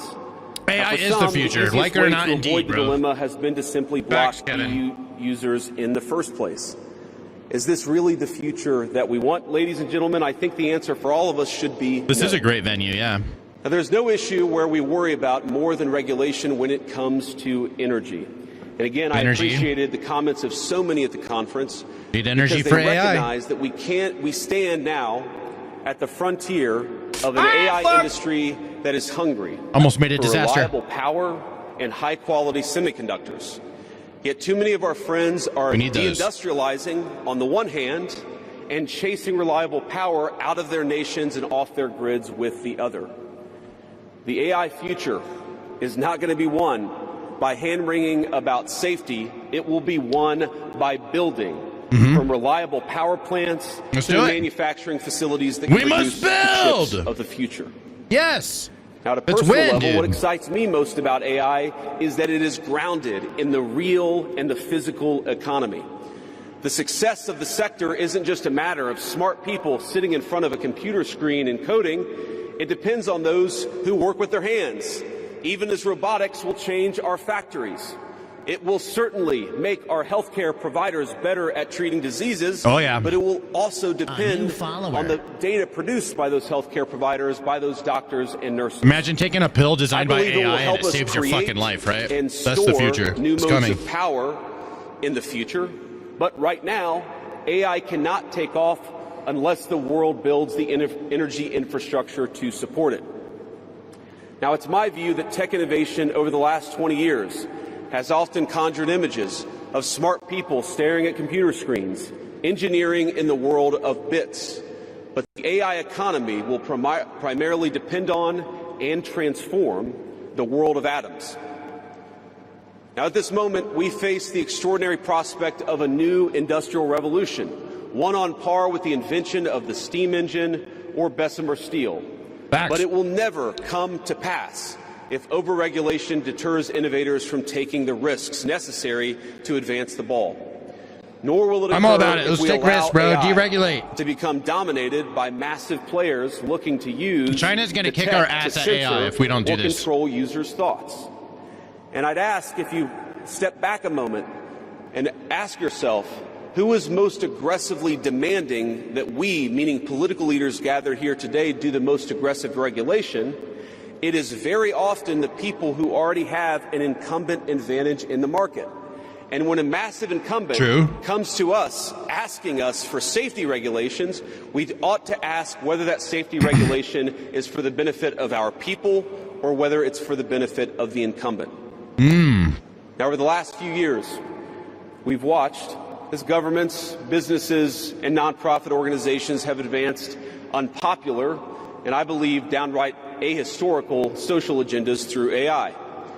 In the U.S., we had AI image generators trying to tell us that George Washington was black or that America's doughboys in World War I were, in fact, women. Yeah, that was now, annoying. We laugh at this now, and of course it was ridiculous. But it's by design, we have to remember which was stupid. The lessons from that ridiculous moment. Yeah, okay. And what we take from it is that the Trump administration will ensure that AI systems developed in America Hold on a second. are free from... Dude, you guys remember that when AI, like, they first released Gemini on Google and then it would not, like, show white people on anything because, like, the way they programmed it on the back end. And I'm so glad that this is being used against them. Like, we're not letting them get away with doing that crazy ass stupid shit. I'm so glad. Like, let's not forget that happened. And let's exactly. Thank you, JD. Dude, this guy, you know what? Like, I mean, hopefully he runs for president in when Trump's out, bro. Like this, like let's keep it going. I like this guy. Thank you very much. JD Vance making some fucking sense, dude. From ideological bias and never restrict our citizens' right to free speech. We can trust our people to think, to consume information, to develop their own ideas, and to debate with one another in the open marketplace of ideas. Thank you. Now, we've also watched as hostile foreign adversaries have weaponized AI software to rewrite history, surveil users, and censor speech. This is hardly new, of course. As they do with other tech, some authoritarian regimes have stolen and used AI to strengthen their military, intelligence, and surveillance capabilities, capture foreign data, and create propaganda to undermine other nations' national security. I want to be clear. This administration will block such efforts, full stop. We will safeguard American AI and chip technologies from theft and misuse, work with our allies and partners to strengthen and extend these protections, and close pathways to adversaries attaining AI capabilities that threaten all of our people. And I would also remind our international friends here today that partnering with such regimes, it never pays off in the long term. From CCTV to 5G equipment, we're all familiar with cheap tech in the marketplace that's been heavily subsidized and exported by authoritarian regimes. But as I know, and I think some of us in this room have learned from experience, partnering with them means chaining your nation to an authoritarian master that seeks to infiltrate, dig in, and seize your information infrastructure. Should a deal seem too good to be true, just remember the old adage that we learned in Silicon Valley. If you aren't paying for the product... I just want to point this out. Someone in the chat says, America, LOL, America is dying. You know, I think that, like, that it's so retarded for someone to say that when we're, like, so obviously winning. So, like, when people are sitting there and they believe it. Like, I see a lot of these people, you know, as an internet guy, I see a lot of these people in my chats, my comments and stuff, and America is not dying. We're doing really good right now, and we're actually about to just start accelerating. It's going to be insane. Like, you thought that we were rich before? You think that we've been the richest nation before? Wait, it's going to be insane how this accelerates, and AI is going to be a big part of it. It's going to be insane. And but I think that people that like actually believe that America is dying, like this guy in this chat, right? They're just like what they're doing is they're fantasizing about America dying. That's what they fantasize about. They want America to die. Unfortunately for them, America is going to do really good, but they'll always look at it as if we're doing really bad. Even if it's right in front of their face, they hate Trump so bad, they literally would rather us lose. They'd rather us lose. That's how badly they hate the president. And I think that that's fucking psycho, dude. I don't care who you are. Like, yeah, okay, I'm righty, right? But I don't want the country to fucking lose if there's a lefty that's in charge, bro. I want the lefty to win. Like Joe Biden is a president. I want him to be successful. That's what I wanted. I wanted him to do good things. I wanted him to win. I don't want him to lose. Just, you know what I'm saying? Like, that's so crazy when people think that way. You are the product. Finally, this administration wants to be very clear about one last point. We will always center American workers in our AI policy. We refuse to view AI as a purely disruptive technology that will inevitably automate away our labor force. We believe, and we will fight for policies that ensure that AI is going to make our workers more productive, and we expect that they will reap the rewards with higher wages, better benefits, and safer and more prosperous communities. It's going to be insane, the acceleration. From law to medicine, manufacturing, the most immediate applications of AI almost all involve supplementing, not replacing. Now's a great time to invest, just saying.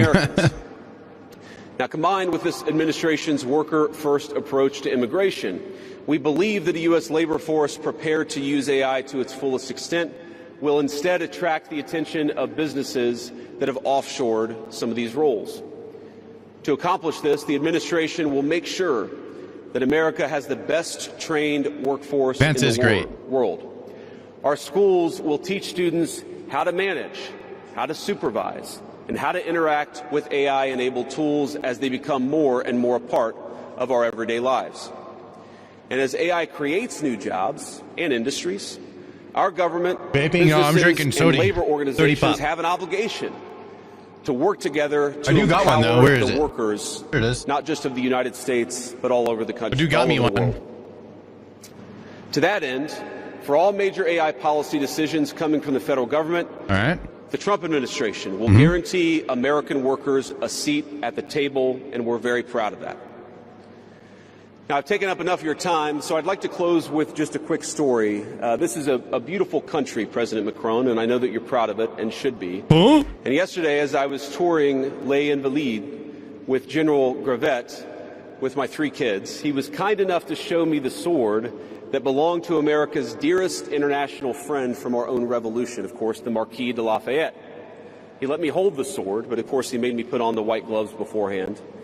And it got me thinking of this country, France, and of course of my own country, and of the beautiful civilization that we have built together with weapons like that saber. Weapons that are dangerous in the wrong hands, but are incredible tools for liberty and prosperity in the right hands. Okay, where's he going with this? I couldn't help but think of the conference today. If we choose the wrong approach on other things that could be conceived of as dangerous, things like AI, and choose to hold ourselves back, it will alter not only our GDP or the stock market, but the very future of the project that Lafayette and the American founders set off to create. Interesting point. This doesn't mean, of course, that all concerns about safety go out the window, but focus matters. And we must focus now on the opportunity to catch lightning in a bottle, unleash our most brilliant innovators, and use AI to improve the well-being of our nations and their peoples. With great confidence, I can say it is an opportunity that the Trump administration will not squander. And we hope everyone convened here today feels exactly the same. Thank you, and God bless you all. Interesting. Yay. You know what? He's making some good points. We need to be competitive, bro, or China's going to come and take our lunch money, dude. China's going to take our fucking lunch money. We got to be competitive with AI. All right? We can't regulate it to death while they're over there owning with it. We can't let that happen. That's stupid as fuck. No, we need to be competitive. He's right. And so that's what this is. Okay, interesting. Stop trying to regulate AI. Let's be competitive so we can compete with China. Facts. Straight up. Anybody against that? That's why they lose at shit. People against this, they lose. They probably lose at every game they've ever played. Okay? I'm just saying. People that are against this, they don't even know what winning is. They have no clue. That's why they're against it. They've never experienced it in their life. All they experienced is losing. So they just keep picking the stupid fucking direction to go in, and they keep losing. This is why we need to advance the fuck out of AI before China does. It's literally, bro, it's like a real-time strategy game. Okay? We need to put points into, there's a skill tree, and this new one just opened up, and it's fucking AI. And you know what we need to do? Spend like almost all of our fucking points into that before the other guys do. That's what we got to be spending, some points in that AI skill tree, bro. Okay? We need to be competitive and get ahead ASAP. That's what we got to do. So I'm all about it. Yes. Let's be competitive in the global world. They get people against that. They lose at everything in their entire life. They don't even know what winning is. If they started feeling winning, it would scare them like sunlight. All right. They're like vampires that only stay up at night. Right. They only know darkness. That's all they know. And then when winning happens in front of them, they go, fuck. Winning. God, I can't take it. I just want to lose forever because I fucking suck. That's what these fucking people are like, dude. They can't stand winning. They can't stand it. It's like a vampire going out in the sun. Seriously. That's what it's like, dude. That's what I see. They sit there and they're so sure. They're so fucking sure about like the way they see it, and they have no clue that they're losing. God. No, please stop. No more winning. That's hilarious. Dude, Like I like went into that. You know, I was like role playing. My eyes are blurry. I'm coming back into reality. This one's really short. We have a comment from Netanyahu. Netanyahu.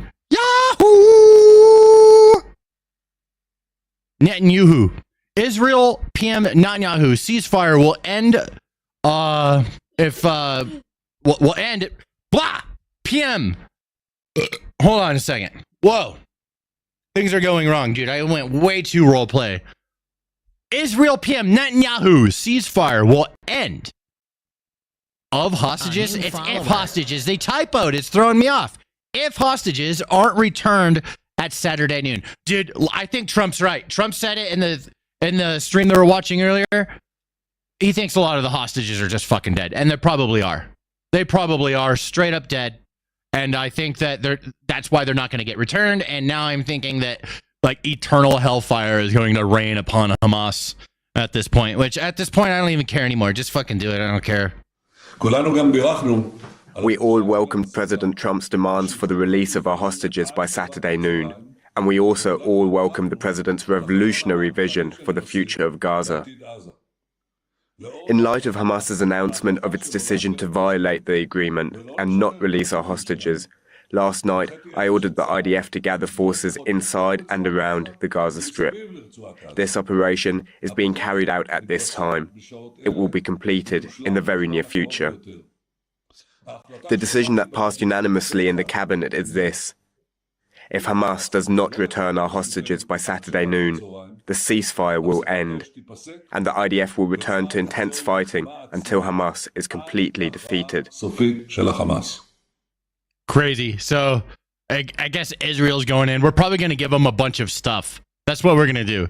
We're going to give them a bunch of stuff and say, go ahead, knock yourself out, go do whatever you want and go, you know, fuck them up. And then nobody's going to save them.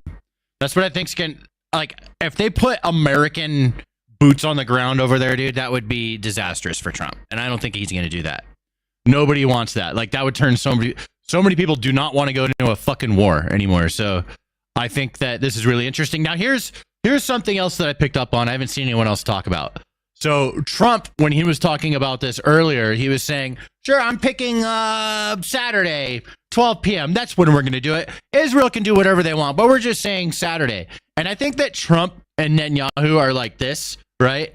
So Netanyahu's like, fuck it. Yeah, okay. Trump said 12 p.m. Saturday. Let's do it. We'll do 12 p.m. Saturday.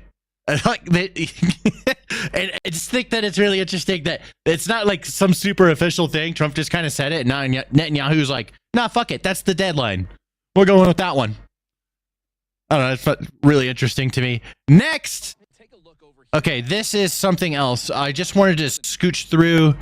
I don't think that we're going to need this. Oh, wait. Hold on a second. Oh, shit. Here we go. Another Trump stream. Continuing Trump's back, baby. Right here, we are got some breaking news images out of breaking news images. Texas, where's Trump? We want to pass along to you. We are again need to cut staff. Here we go, live now from Elon Fox. Musk, so much has been talked about, and we've been seeing today, even in the past week, as well as many Democrats, go. Thanks for getting in here. Here we go. Elon's in there. Coming off it. X, are you okay? His name's X. That's so cool. X, and he's a great guy, high IQ. He's a high IQ individual. Interesting. They're checking out this cool chain he's got. He's got a cool sick chain. What? This is real. And we've had a great discussion, terrific discussion concerning Gaza and everything else. We had discussions also about Saturday at 12 o'clock. It's going to be a big moment. We'll see what happens. I don't expect much happening with these people, but we'll see what happens. And we're going to be signing a very important deal today. It's Doge, and I'm going to ask Elon to tell you a little bit about it and some of the things that we found, which are shocking. Billions and billions of dollars in waste, fraud, and abuse. This is it. I think it's very important. And that's one of the reasons I got elected. I said, we're going to do that. Nobody had any idea it was that bad, that sick, and that corrupt.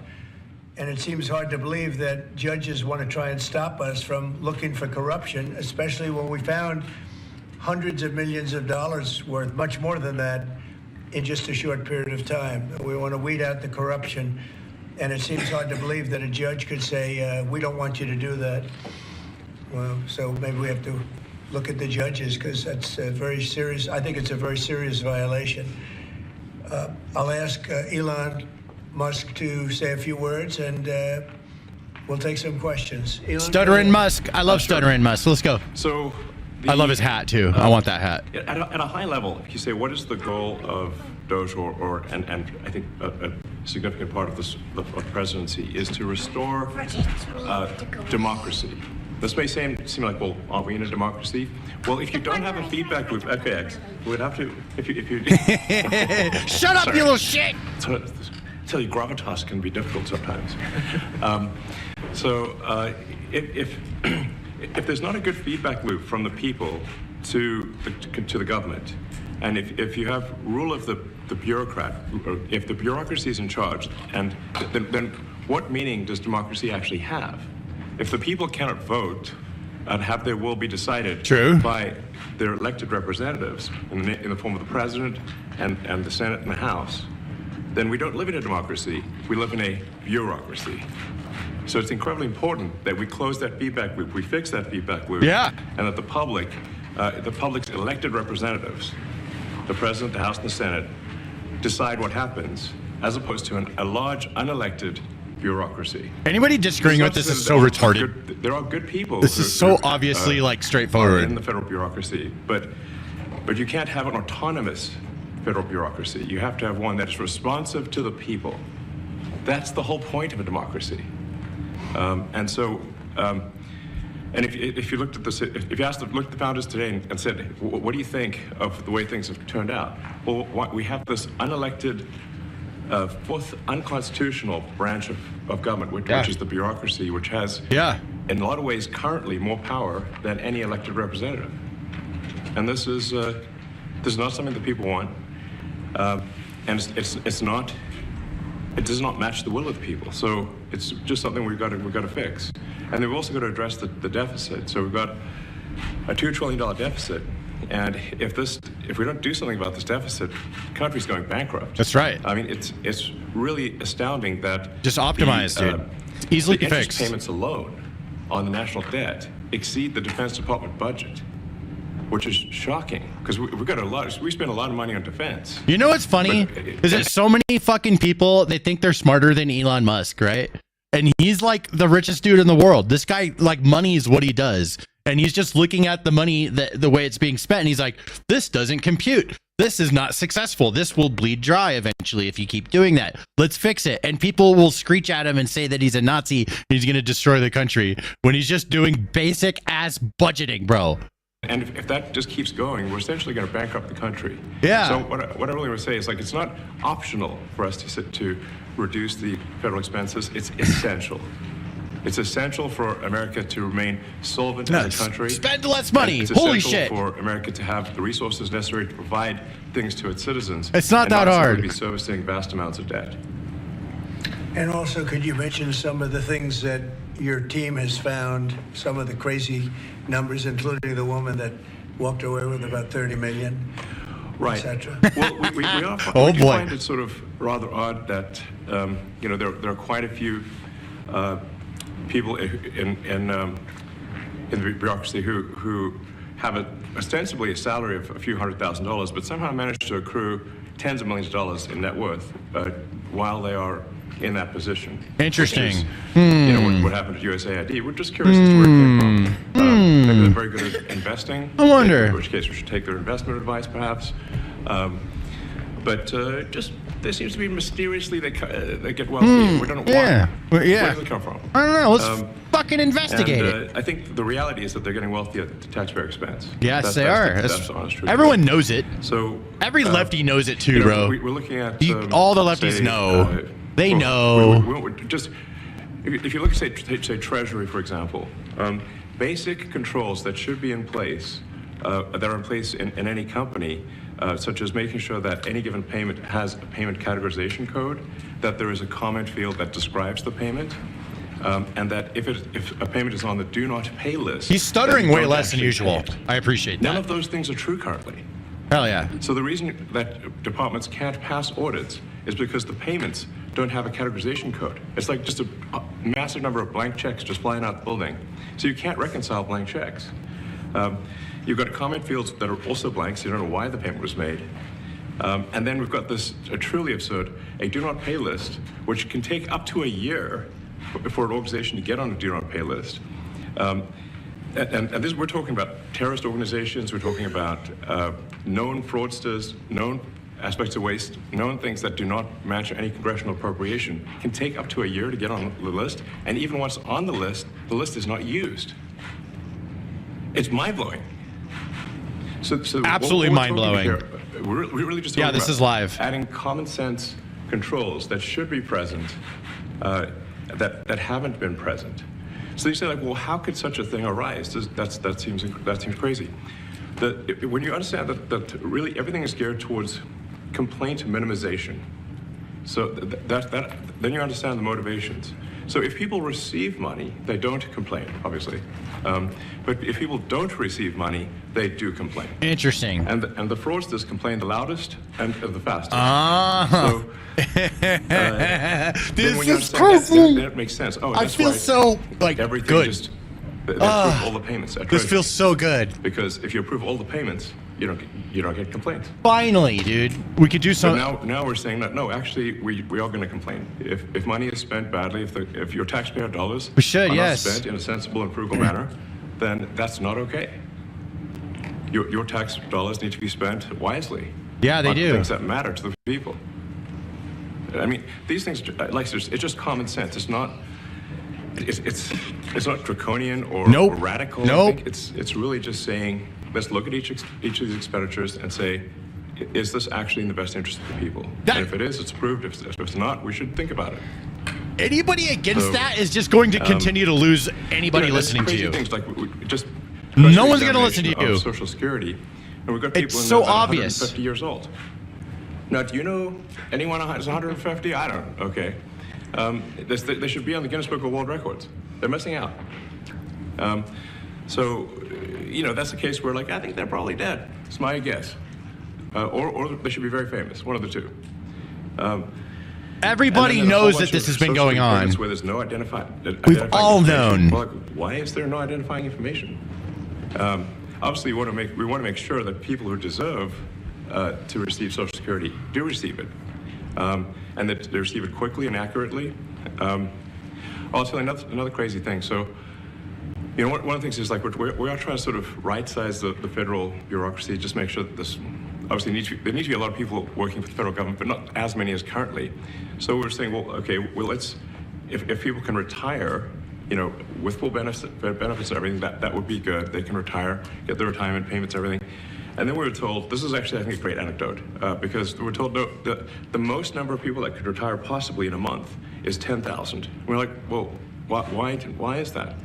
Well, because all the retirement paperwork is manual on paper. It's manually calculated, then written down on a piece of paper. Then it goes down a mine. And like, what do you mean a mine? Like, yeah, there's a limestone mine where we store all the retirement paperwork. What? And you look at a picture of this mine. We'll post some pictures afterwards. And this mine looks like something out of the 50s because it was started in 1955. So it looks like it's like a time warp. And then the speed, then the limiting factor is the speed at which the mine shaft elevator can move determines how many people can retire from the federal government. And the elevator breaks down. And look at Trump. He's like, hell yeah, this guy. Dude, they're such a good team up. This is the best team up in history. Right here. This is so good. There's 1,000 people that work on this. So I think if we take those people and say, like, you know what, instead of working in a mine shaft and carrying manila envelopes to, boxes in a mine shaft, you could do practically anything else. And you would add to the goods and services of the United States. Literally anything. In a more useful way. So, anyway, so I think greatest team up in history. Like at a high level, if you say, like, how do we increase prosperity? Is we get people to shift from roles that are low to negative productivity to high productivity roles. And so you increase the total output of goods and services, which means that there's a higher standard of living available for everyone. That's the actual goal. Everyone's very quiet, by the way. So, people don't be this quiet? Your detractors, Mr. Musk. I have to what? Including a lot of Democrats. I have detractors? You do, sir. I don't believe it. Say that you're orchestrating a hostile takeover of government and doing it in a non-transparent way. What's your response to that? Fuck them! That's what his response is. First of all, you couldn't ask for a stronger mandate from the public. The public voted. We have a majority of the public voting for President Trump. Yeah. Won the House. That's what we want. We want this shit to happen. This is facts. The people voted for major government reform. Yeah. There should be no doubt about that. That was on the campaign. The president spoke about that at every rally. The people voted for major government reform, and that's what the people are going to get. They're going to get what they voted for. And a lot of times, people that don't get what they voted for. But in this presidency, they are going to get what they voted for. And that's what democracy is all about. It's the way it's supposed to work. Mr. Musk, the White House says that you will identify and excuse yourself from any conflicts of interest that you may have. Does that mean that you are, in effect, policing yourself? What are the checks and balances that are in place to ensure that there is accountability and transparency? Fair question. Seriously. Fair question. We actually are trying to be as transparent as possible. In fact, we post our actions to the Doge handle on X and to the Doge website. So all of our actions are maximally transparent. In fact, I don't think there's been, I don't know of a case where an organization has been more transparent than the Doge organization. So, and the kind of things we're doing are, I think, very, very simple and basic. They're not, what I mentioned, for example, yeah, it's not rocket science. Sure that payments this guy does real rocket science. This shit easy. Is categorized correctly, that the payment is explained, that organizations on the do not pay list, which takes a lot to get there, that actually are not paid, which currently they are paid. These are not individual judgment decisions. These are about simply having sensible checks and balances in the system itself to ensure that taxpayer money is spent well. So it's got nothing to do with, like, say, a contract with some company. Glad he can never be president. He doesn't need to, obviously. When it comes to you yourself, for instance, you've received billions of dollars in federal contracts. When it comes to the Pentagon, for instance, which the president, I know, has directed you to look into. Yeah. Are you policing yourself in that? Is there any sort of accountability check and balance in place that would provide any transparency for the American people? Well, all of our actions are fully public. So if you see anything, you say, like, wait a second, hey, Elon, that seems like maybe that's, there's a conflict there. It's not like people are going to be shy about saying that. They'll say it immediately. Including you yourself. Yes. But transparency is what builds trust, not simply somebody asserting trust. So not somebody saying they're trustworthy, but transparency, so you can see everything that's going on. Sure. There you can see, am I doing something that benefits one of my companies or not? It's totally obvious.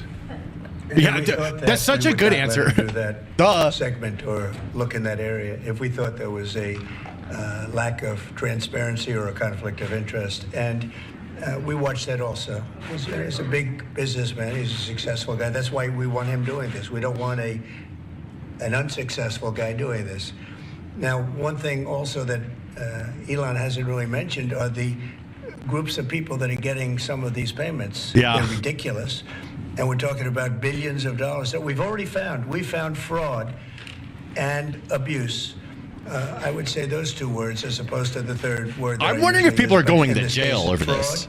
And abuse. I'm so curious. This is crazy. Because most of these things are virtually made up, or certainly money shouldn't be sent to them. And I'm so used to like just everyone's always known, okay, people are stealing money from the government. There's people like all these politicians.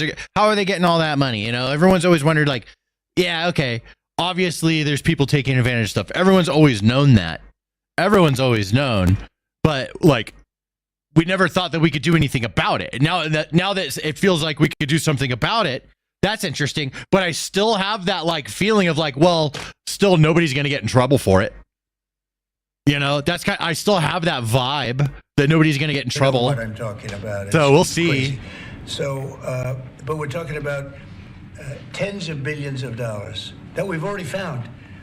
And now a judge who's an activist judge wants to try and stop us from doing this. Why? Why would they want to do that? I campaigned on this. I campaigned on the fact that I said government is corrupt.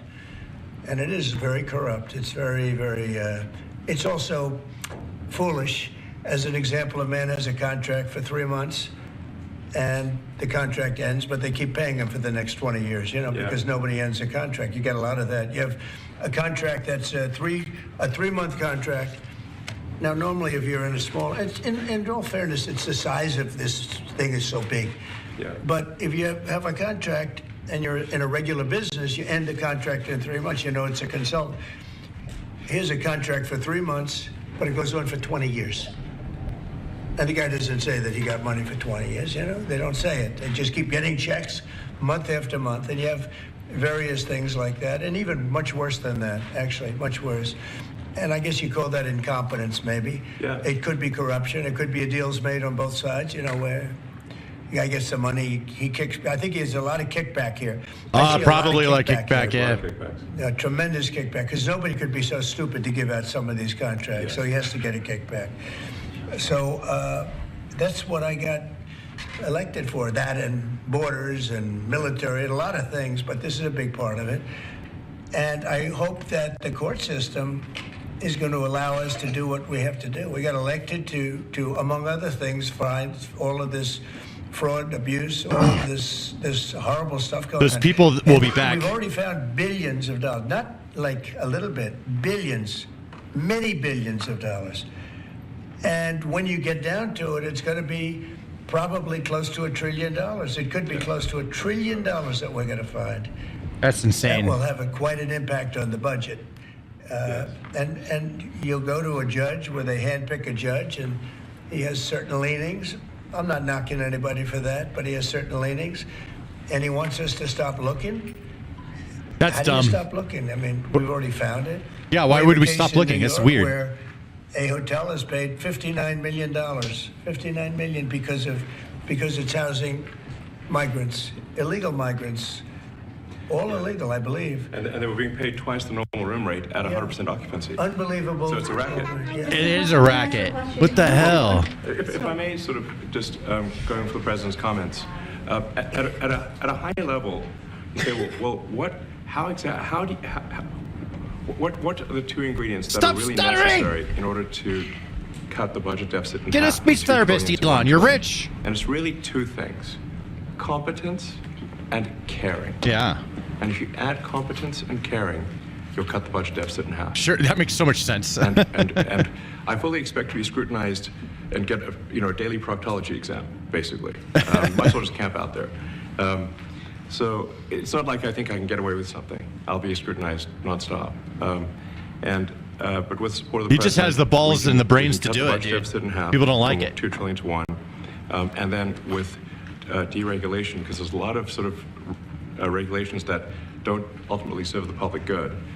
We need to free the builders of America to build, and if we do that, that means I think we can get the economic growth to be maybe 3-4%, maybe 5%. And that means if you can get $1 trillion of economic growth, you cut the budget deficit by $1 trillion. Between now and next year, autism power. Inflation. There's business no inflation autism. in 26. And if the government is not borrowing as much, it means that interest costs decline. So everyone's the mortgage, their car payment, their credit card bills, anything, their student debt, the monthly payments drop. His kid's picking his nose. There you go. Eat that booger, X. Scenario. Eat that booger, bro. For the average American. Oh, he just wiped it on the oval desk. I mean, imagine like they're going down the grocery aisle and the prices. You guys see that? Kid just picked that booger, bro. Are the same. You can't see that. And their mortgage, all the debt payments drop. How great is that for the average American? We had no idea we were going to find this much, and it's open. It's not like complicated. It's not simple that complicated. Stuff. It's like a lot of work. Yeah. We can't believe it. A lot of work, a lot of smart people involved. Very smart people. But you're talking about anywhere maybe 500 billion. It's crazy the kind of numbers you're talking really crazy. about. Normally when you're looking at something, you'll find you're looking for 1 out of 100. Here you're almost reversing it. You look for one that's good. Yeah. And you can look at the title and you say, why are we doing this? Why are we doing that? And the public gets it. You know, the public gets it. Yeah, we do. We get it. Yeah, it's simple. Why are we paying all this money? This for years. This has gone on. President Trump, Yeah, go ahead. Wait, go ahead. Senator Rand Paul today said that Doge cuts will ultimately need a vote in Congress. Do you agree with that? Is that the plan? I really don't know. I know this. We're finding tremendous fraud and tremendous abuse. If I need a vote of Congress to find fraud and abuse, it's fine with me. I think we'll get the vote, although there'll be some people that wouldn't vote. And how could a judge want to hold us back from finding all of this fraud? I wonder why. And finding all of this incompetence. Yeah, I don't know. Super strange.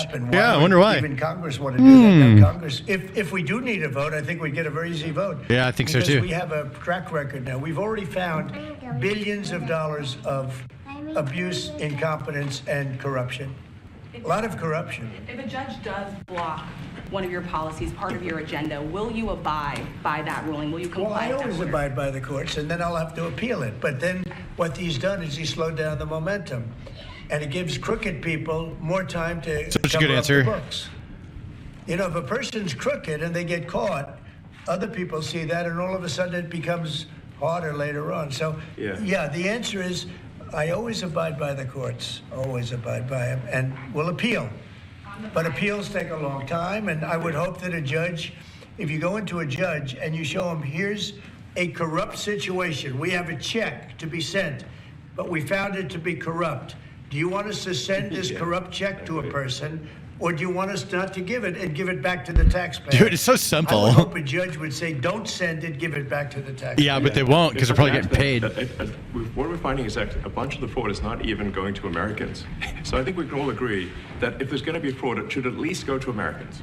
But a bunch of the fraud rings that are operating in the United States and taking advantage of the federal government, especially in the entitlements programs, are actually foreign fraud rings. They're operating in other countries and actually exporting money to other countries. We should stop that. Yeah, we should. and this is big numbers. We're talking about $100 to $200 billion a year.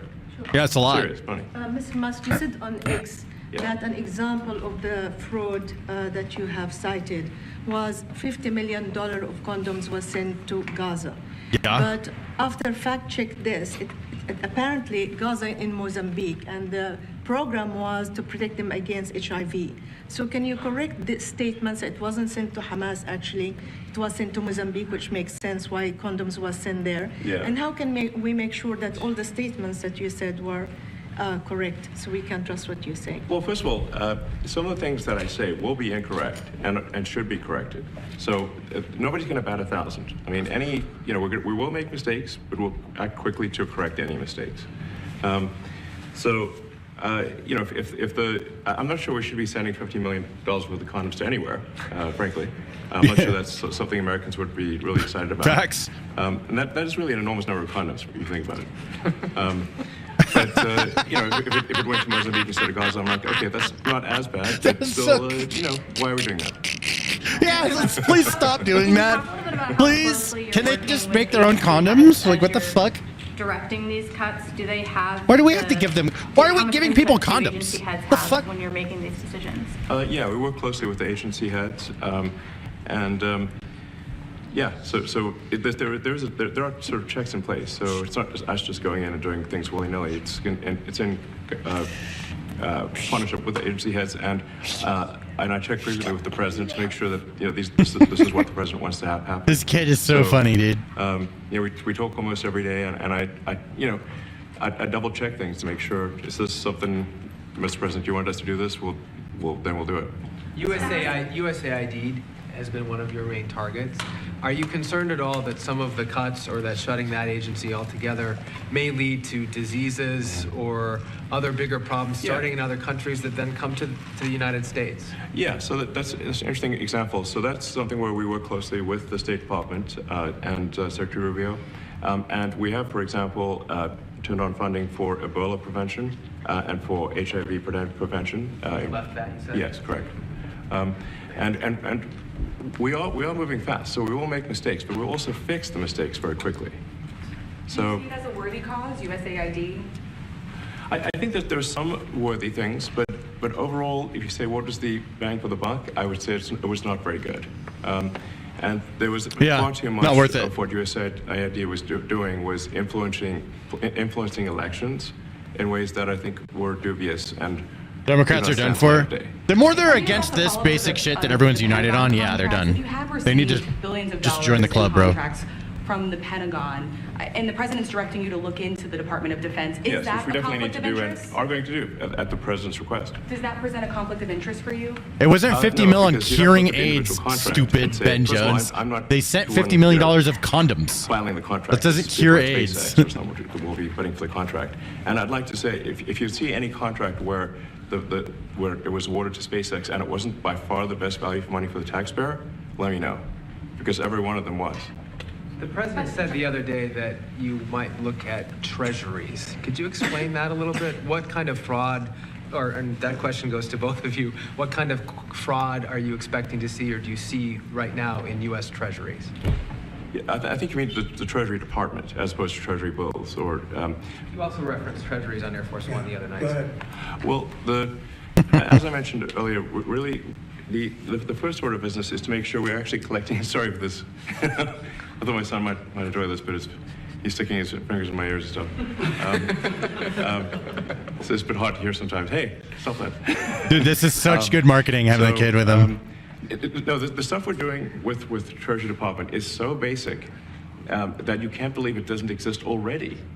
So for example, like I mentioned, just making sure that when a payment goes out, it has to have a payment categorization code. It's like, what type of payment is this?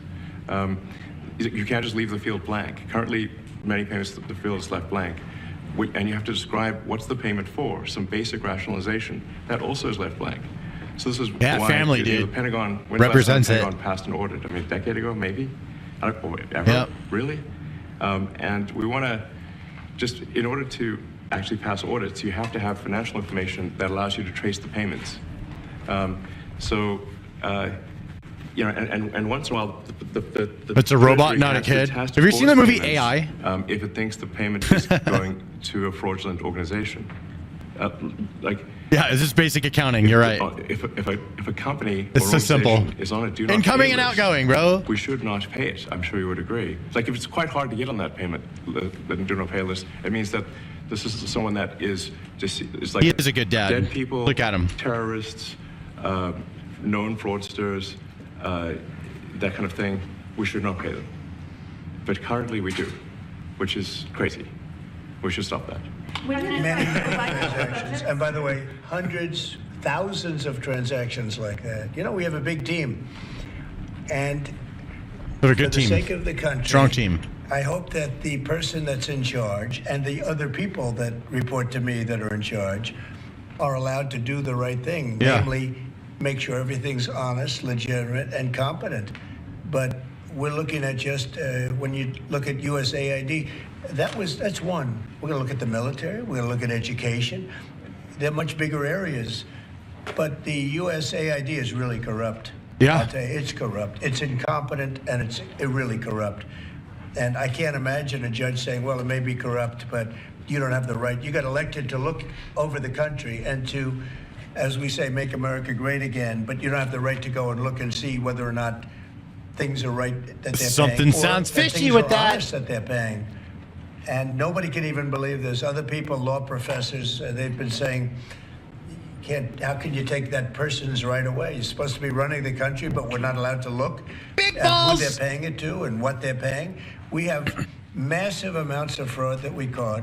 I think we probably caught way over a lot of billions of dollars already in, 2 weeks? Yes. And it's going to go to numbers that you're not going to believe. And much, as I said, much is incompetence and much is dishonesty. We have to catch it. And the only way we're going to catch it is to look for it. And if a judge is going to say you're not allowed to look for it, that's pretty sad for our country. I don't understand how it could even work. On the buyout program, can you personally guarantee that... Which one? The buyout program, the offer to federal workers. Can you personally guarantee that the workers who opt in to resign now will be paid through September? Well, they'll get their money, but they're getting a good deal. They're getting a big buyout. Yeah. And what we're trying to do is reduce government. We have I think too it's a good many way to do people. it. We have office space. It's occupied by 4%. Nobody's showing up to work because they were told not to. And then Biden gave them a 5-year pass, some of them, 48,000 of them, gave them a 5-year pass, that for 5 years, you don't have to show up to work. And let me tell you, this is largely, much of this stuff is because of Biden. It's his fault. He allowed this country, what he did on our border. What he did on our border is almost not as bad as what he did with all of these contracts that have come out. It's a very sad day when we look at it. I can't even believe it. But many contracts just extend, and they just keep extending, and there was nobody there to correct it. And that cannot be, I can't imagine that could be held up by the court. Any court that would say that the president or his representatives, like Secretary of the Treasury, Secretary of State, whatever, doesn't have the right to go over their books and make sure everything's honest. I mean, how can you have a country? You can't have anything that way. Yeah, you that's can't have a crazy. business that way. You can't have a country that way. Hey, thank you very much, everybody. Thank you.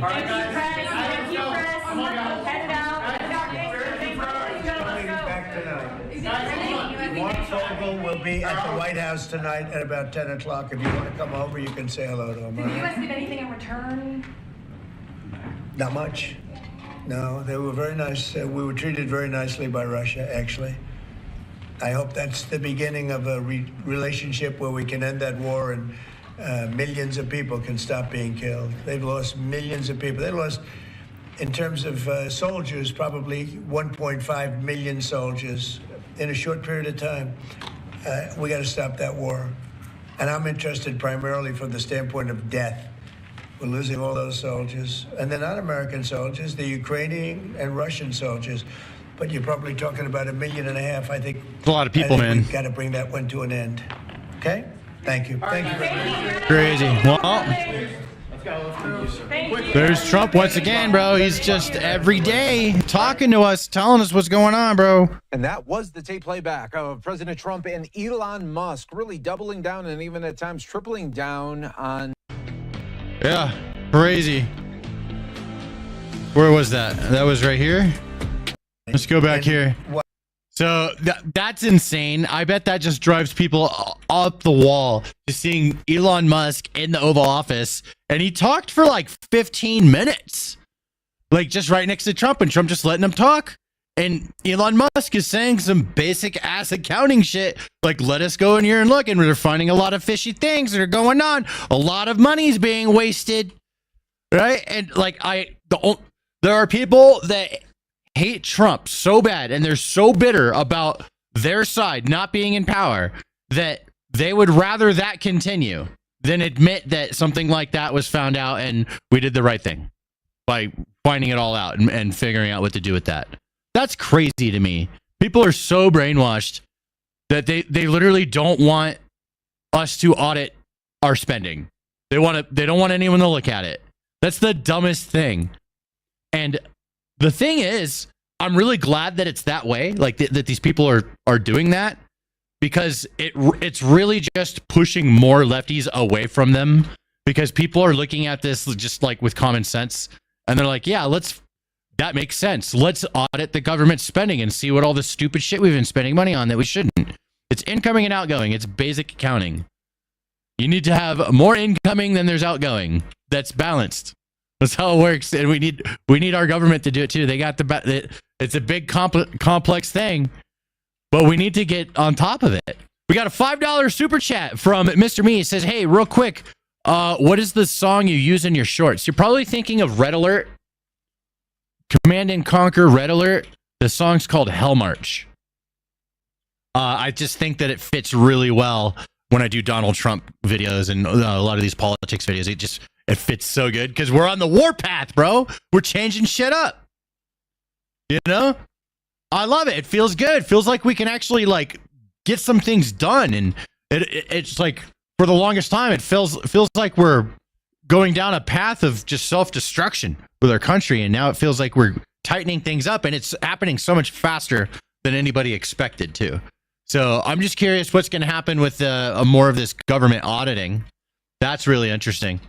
But yeah, there's still a lot more to talk about. I have a lot of these things up here. Let's do another stream marker. Here we go. For example, with some of this stuff we're talking about with Doge just terminated a $2.3 million contract for a ridiculous VR training course that taught soldiers how to have difficult conversations about DEI. This, I believe, because when I was in the Marines, we had to go through a bunch of dumb ass shit that they spent a bunch of money on, and somebody pocketed all that cash while all us fucking sorry sons of bitches were stuck in a room listening about something, right? And it cost somebody billed the government a ton of money, and I don't know, this happened all the time. This stuff, there's a lot of dumb shit they make us sit through that is a waste of our time when we're in the military. They're called safety briefings. And anytime something bad happens, then everyone has to stop and they have to listen to this safety briefing. And sometimes they bring in some fucking expert that gets paid way too much money because of a program like this. And I don't know, it's absurd. So let's check this out and see what this VR DEI program that they're making all our troops go through. It's an opportunity to have a difficult conversation when it comes to DEIA.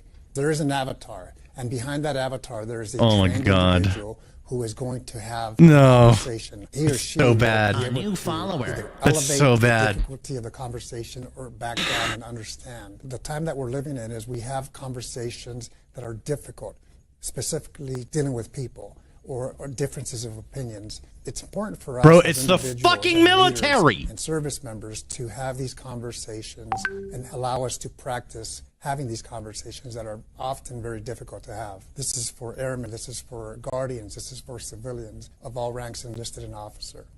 It's an opportunity to have a difficult conversation. What was that sound? Did you guys hear that? Did something pop up on the screen? What was that? I heard that was a weird sound. Was that from this video? Jeez. This shit needs to stop, dude. Like, I'm so glad we're auditing this stuff. It needs to, we cannot allow this to continue. And I'm glad that we're not. And I'm glad that so many Americans are united on this. Like, so, there's a bunch of lefties. They all agree with this, dude. All right. There's only and they're not saying anything because they don't want to fight you other crazy lefties. They're just keeping their mouths shut. That's what they're doing. But they fucking deep down, like, you guys know it. It makes too much sense.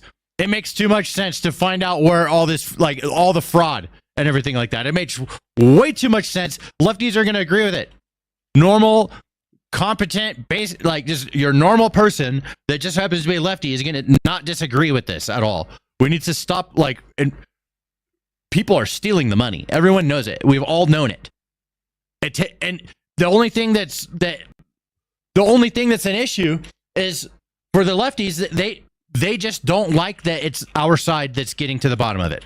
Everybody's wanted this. I don't care what their side is. Everyone's wanted this.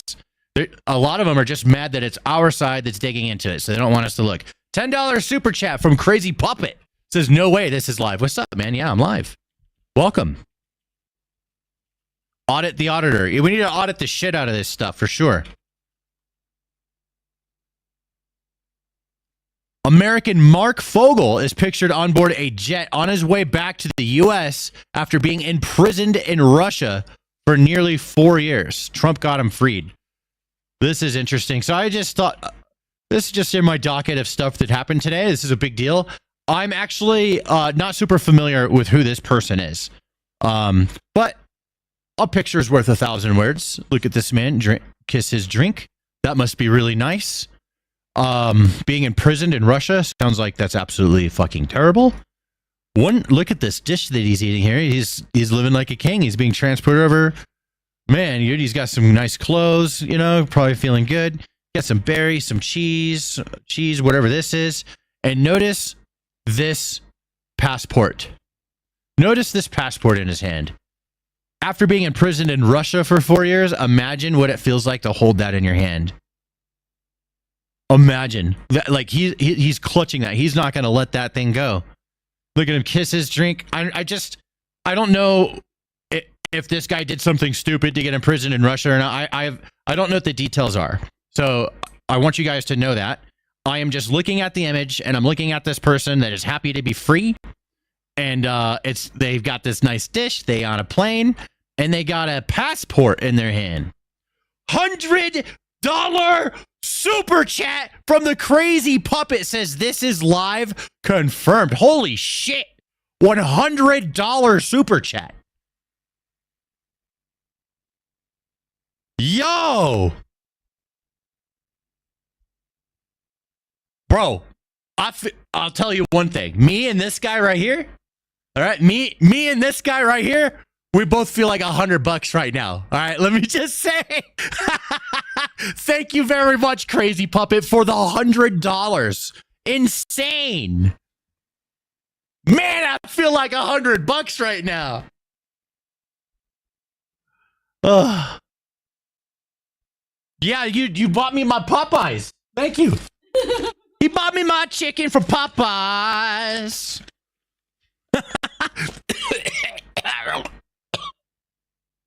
Imagine I just choked to death. That'd suck. That'd be embarrassing. Damn. Anybody have what's the information on this guy? Anybody have anything on chat? Is this guy anybody interesting or special, or what's his deal? Like, why was he in prison? Anybody know? $5 super chat from TX Cattleman says, watch David Schwecker's speech on the White House floor about our national debt. This is the #1 threat to our country by far. Let me copy and paste that. Thank you for the $5 super chat, and I'm going to search that up right now. I'll pull it up on this one. Speech House floor. Is there a video on it? Is this it? 2021? Is this it?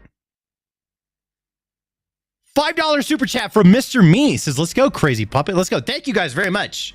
You guys are fucking awesome. I appreciate you. Thank you for those very generous donations. Guy thought he was doing $1. Oh my God, that would be terrible. I'll send 50 for 15 push-ups. I bet I could do 15 push-ups, but it's been a minute. And I'll barely make it. If I did 15 push-ups, I would barely make it. But I could do it. When us normal people who work all day then buy Popeyes, we don't have anybody to buy it for my... Yeah, well, go become a YouTube streamer. You know what I'm saying? Like, go live on YouTube. Someone will buy you some Popeyes.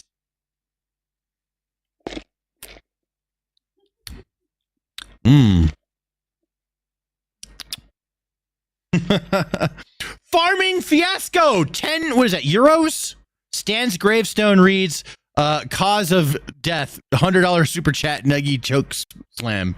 Bro, bro, that would be so embarrassing. That'd be the most embarrassing way to go. $5 super chat from the Crazy Puppet says Biden didn't think he would make as much noise for the same thing. Arrested for hashish while going on to international flight. Bro, you got some hashish? Let me try some. Can you die from it? How dangerous is it? Quality stream content. You seem like a thoughtful person. Thanks. Appreciate it. I'm trying to be thoughtful. I try to be fair. I'm not trying to be mean. You know, sometimes I'll feel strongly about something. I'm not trying to be mean to nobody. I don't want to be mean. I just want to be real. I want to be real. What is this? Financial Protection Bureau, Democrats, including Elizabeth Warren, have said... Oh, we watched that earlier. Okay, we don't need to cover that one again. Yes, here we go. All right. I have another one for you guys. You're going to love this. You guys are going to love this. Okay? This is Trump officially signing the... like an executive order, finalizing it or something on renaming the Gulf of Mexico to the Gulf of America while flying over the Gulf of America. That's like, it's poetic and it's so funny. It's such a troll. Everyone's going to talk about it. $10 super chat. Hashish oil. That's what he was arrested for. From the Crazy Puppet. Thank you very much. And you're talking about Biden's son, right?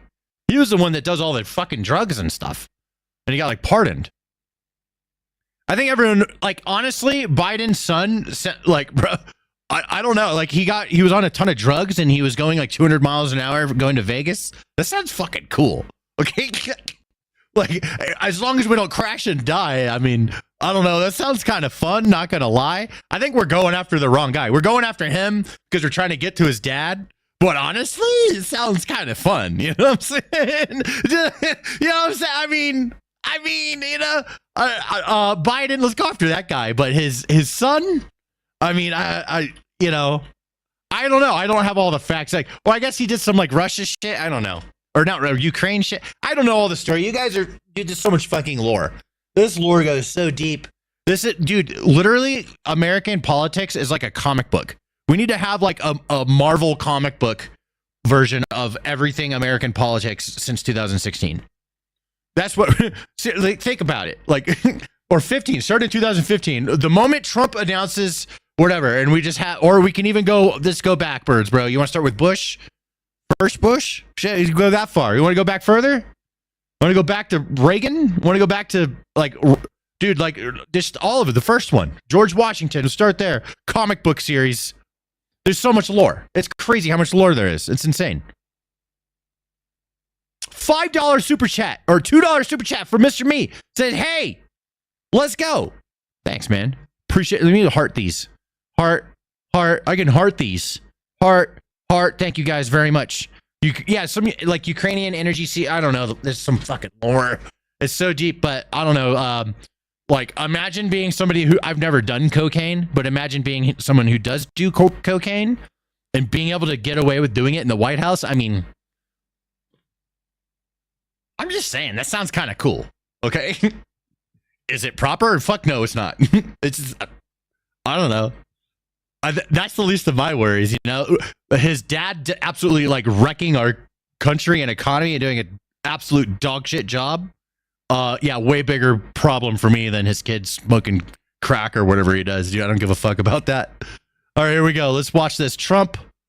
Whew.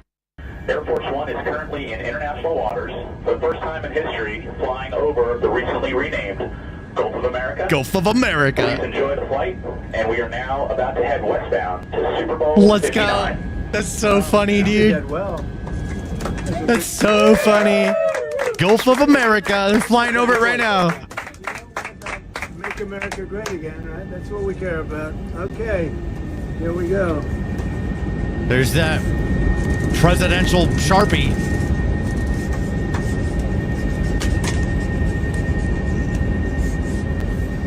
So this is a famous pen now. Yeah, that's a famous pen. The pen that signed the Gulf of America. Let's go. That's the one. Oh, that's so funny. Yeah, and people are pissed about the Gulf of America being a thing. Hold on. I gotta see for myself. Hold on. Google Maps. Come here. I want to zoom out.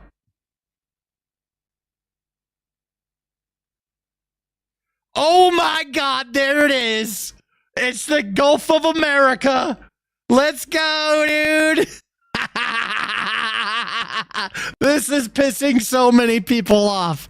It's almost like that's the purpose, right? It's almost as like, let's just do this, and then they'll be crying about this while we do a whole bunch of fucking winning. They'll be crying about the Gulf of America, and then we're just like saving the country so much money. Oh my God, that is awesome. I love this. This is so, like, it doesn't matter. Nobody gave a shit. Nobody thought of it. But now, like, there's so many of us. We're like, no, this is always Gulf of America. I don't care what happens. So many people are saying it's just going to get rid of in 4 years. Like, it's so funny that people are saying that. That's how, like, they care that much. They care that much. That's why it was done. Do you guys not understand? It's a fucking marketing move, dude. You guys are being manipulated. It's supposed to piss you off and make everyone else laugh at you. $10 super chat from the he is crazy. The crazy puppet says, is he drawing all the towers? I think that, yeah, I don't know what you're talking about. I'm not sure. I'll heart it anyways. Thanks for $10. I don't know. I'm trying to figure that one out. I'm not sure. Do you support ICE? Yeah, you know, if there's people here illegally and they're breaking laws and shit, easy. You know, they're doing like crazy shit. For people that are here illegally, but they're not like causing any trouble or anything like that. I mean, that doesn't feel good. But because of the sheer volume of people that have come in here, in the past, I wouldn't have cared. I'd be like, whatever. There's a small amount of illegals in the country. It is what it is. But at this point, there's so many fucking people that have crossed the border into the country, and it's basically a massive math problem. So mathematically, it can't be sustained. We can't allow it to continue. So mathematically, they've got to go. That's the way I see it. I wouldn't have cared before, but now that there's so many of them, I kind of have to care. Just because I'm being logical. Logically, it can't be sustained. $1 super chat from Mr. Meat. Thank you very much. Gulf of America. Yeah, try to take that away as president campaign. See how many votes you get. Yeah, I know, right? Campaign on getting rid of Gulf of America. Dude, that's what we want them to do. Yeah, definitely campaign on that. That would be fantastic. That would be absolutely fantastic.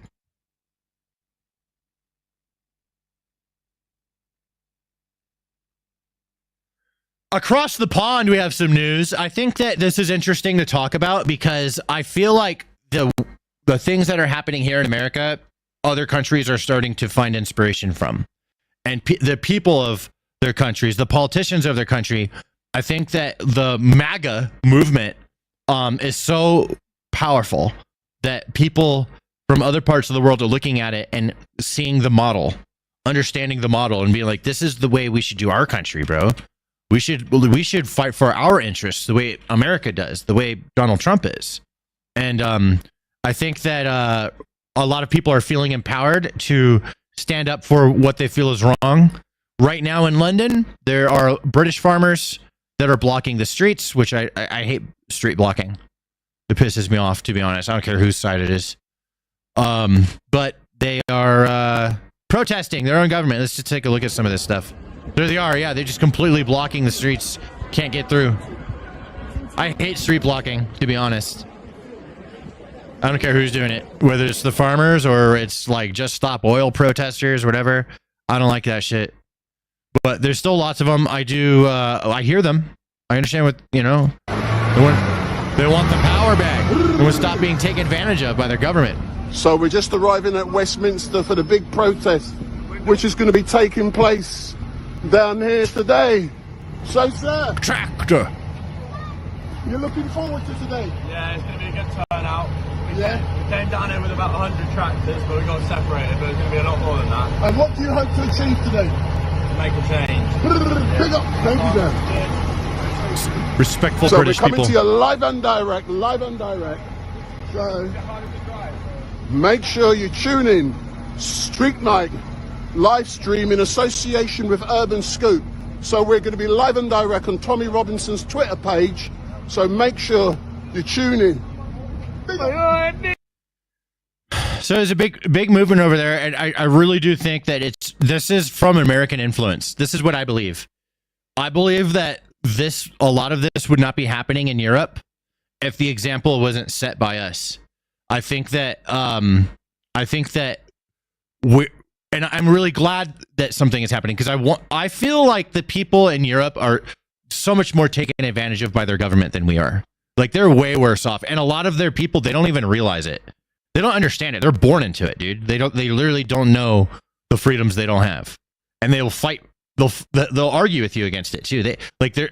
Since they've never had the freedoms, they don't even they just don't understand what they're missing out on. Kind of like, I'll put it this way. I grew up, I never had a mom. And a lot of people would be like, oh, I'm so sorry. Because they think about that and they're like, man, if I never had a mom, that'd be terrible. But it's like, I never had one. So I don't really, I don't feel super bad about it because I've never really had it. So if I never had it, then I don't feel bad about not having it. And because I've just, I don't know, grown and lived regardless.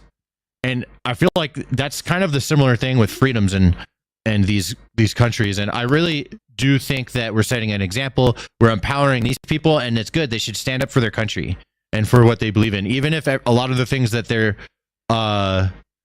about, maybe some things I agree with, some things I don't agree with. I don't really give a shit about that.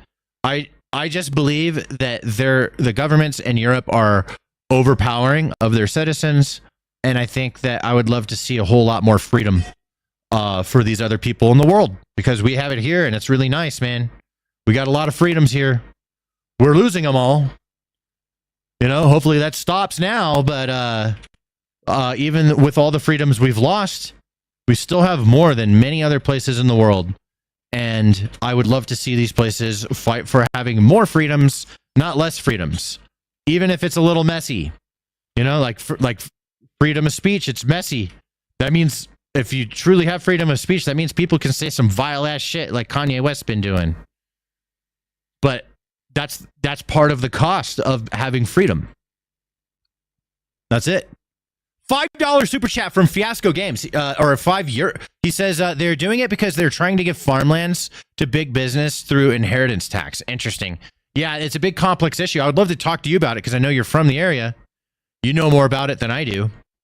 I just see people fighting for their own interests. These people that's all anyone's doing, right? And these are farmers fighting for the interests. And I bet you anything, the government's squeezing them. And this is so they're all banding together because they're being squeezed. They're being squeezed. That's why they're all here. I'm just understanding basic stuff here, right? Like I know the whole issue. I just know these people are being squeezed.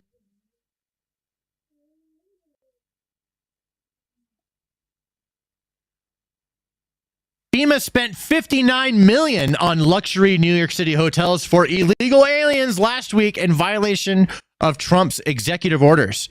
Elon Musk says the U.S. will try to recoup the money. Is there like a video or something? It's just a picture. That's it? This is all we have? Oh, that's not a very good link. We talked about it earlier. I'll just skip that one. I thought I had something else. Okay, here we go. Oh, on top of that, never mind. So in response, Trump calls on FEMA to be terminated. This is a real Trump tweet or truth. I don't know what they call it. I just called it a tweet. FEMA spent tens of millions of dollars on Democrat areas disobeying orders, but left the people of North Carolina high and dry. It is now under review and investigation. The Biden-run FEMA has been a disaster. FEMA should be terminated. It has been a slow and totally ineffective. Individual states should handle storms, etc., as they come. Big savings, far more efficient. This is pissing people off. I'm pretty sure I posted this on my Facebook. Here, I'll show my Facebook for you guys. You can totally... Wait a minute. I need to do that on a different browser. Hold on. I'm not logged in on Facebook here. Hold on. I'll pull it up on a different browser. Yeah, so I'm on Facebook, and I post a lot of the Trump tweets. And so, yeah, here's the last one I posted right here, right? 6 hours ago. There's 100 comments on here. Everyone arguing in the comments. And I don't know, but there's a lot of pissed people. So if you guys ever want to have some fun, go to my Facebook posts. And I just simply said Trump calls on FEMA to be terminated. And then I posted his tweet. And I'm not telling anybody what to think. I'm just simply here's another one. It's official. And then I just showed Gulf of America. That got 500 likes, 300 fucking comments. You guys want to get into some funny ass comments? Come back me up on my Facebook. My Facebook's actually pretty poppin'. If you guys are doing Facebook, you got to come over here. You guys got to come. Here's another one. Trump on Taylor Swift at the Super Bowl. Simply just showing the facts. This is what Trump said. I don't add any opinion, nothing. All right. And then everyone, they go start arguing in the comments. Oh, I also posted this because I think this is fucking hilarious, bro. Dude, she did the thing. She did the meme. Link, you guys. Okay, just look up Stan Price. Here we go. I'll put it in the chat. There's that one. Here's this one for you guys. So Twitch, you guys can all have it. There's my Facebook. If you guys want to come on by, but yeah, I'm Stan Price on Facebook. You'll find me. I have like 200K followers over there. I'm easy to spot. Just look up Stan Price or Papa Stanimus. You'll find it. I got a lot of good memes. Here's one right here, a football meme. Fucking America just watching these two. I don't know. I got some good shit. Here we go. Trump on the penny. That's all I said. Trump on the penny. And then here's a tweet talking about the penny. And then there's a bunch of pissed off people in the comments. It's so fun. It's so fun. I love it. All right. Tractors.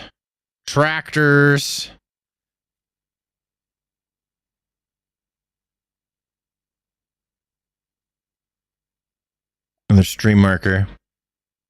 Democrats are marching in D.C. to protest Doge's crackdown on government waste. I wonder why they have a problem with this. I wonder what it possibly could be that they have a problem with. Yeah. Stop him from investigating the money waste. Stop him from investigating the money waste, you stupids. As we are taking It's such a stupid stance. Nobody, dude. DC, as Democrats are protesting the Department of Government Efficiency. I'm like honestly an advocate for the left to be more like less stupid, right? This is so stupid. This is pushing their own people away because people on the left are like, no, actually that kind of makes fucking sense. Why are we fighting against this? It makes too much sense. This is something that everybody wants. It's kind of like it's not a partisan fucking thing. There's so many Stan Price on Facebook. I'm the good one though. I'm the good one. Look, Stan Price in Denver on Facebook, but it's you could look up Papa Stanimal. That's my like Facebook handle, I guess. Yeah, I think it's like the more people fight against us trying to be a more optimized government, the more they're going to just push away people on their own side. So if lefties are like, no, we shouldn't be doing this. That's stupid as fuck, man. And we have some new news as well. This happened just before the stream. Representative Anna Paulina Luna announces she will lead a task force on the declassification of federal secrets. They include the 9/11 files, Jeffrey Epstein files, JFK killing, Senator Robert E. Kennedy's killing, Dr. Martin Luther King Jr. killing, COVID-19 origins, and UFOs. That's interesting.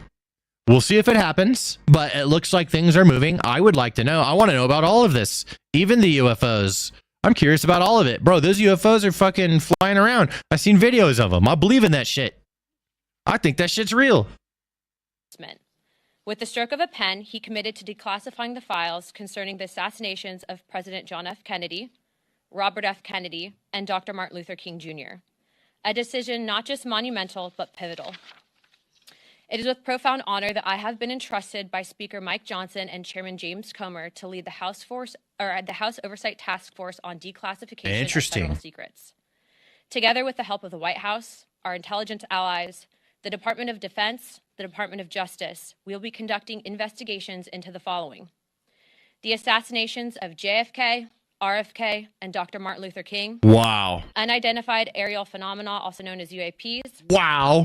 Unidentified submerged objects, also known as USOs. The ones underwater. The Epstein client list, the origins of COVID-19, and the 9/11. Wuhan lab, we all know it. This task force will be a beacon of bipartisanship. On the Republican side, Representatives Burchett, Boebert, Burleson, Crane, Gill, and Mace will be joining me, although I'd like to note that I'm expanding this to the entire governing body and will be allowing certain members to waive on.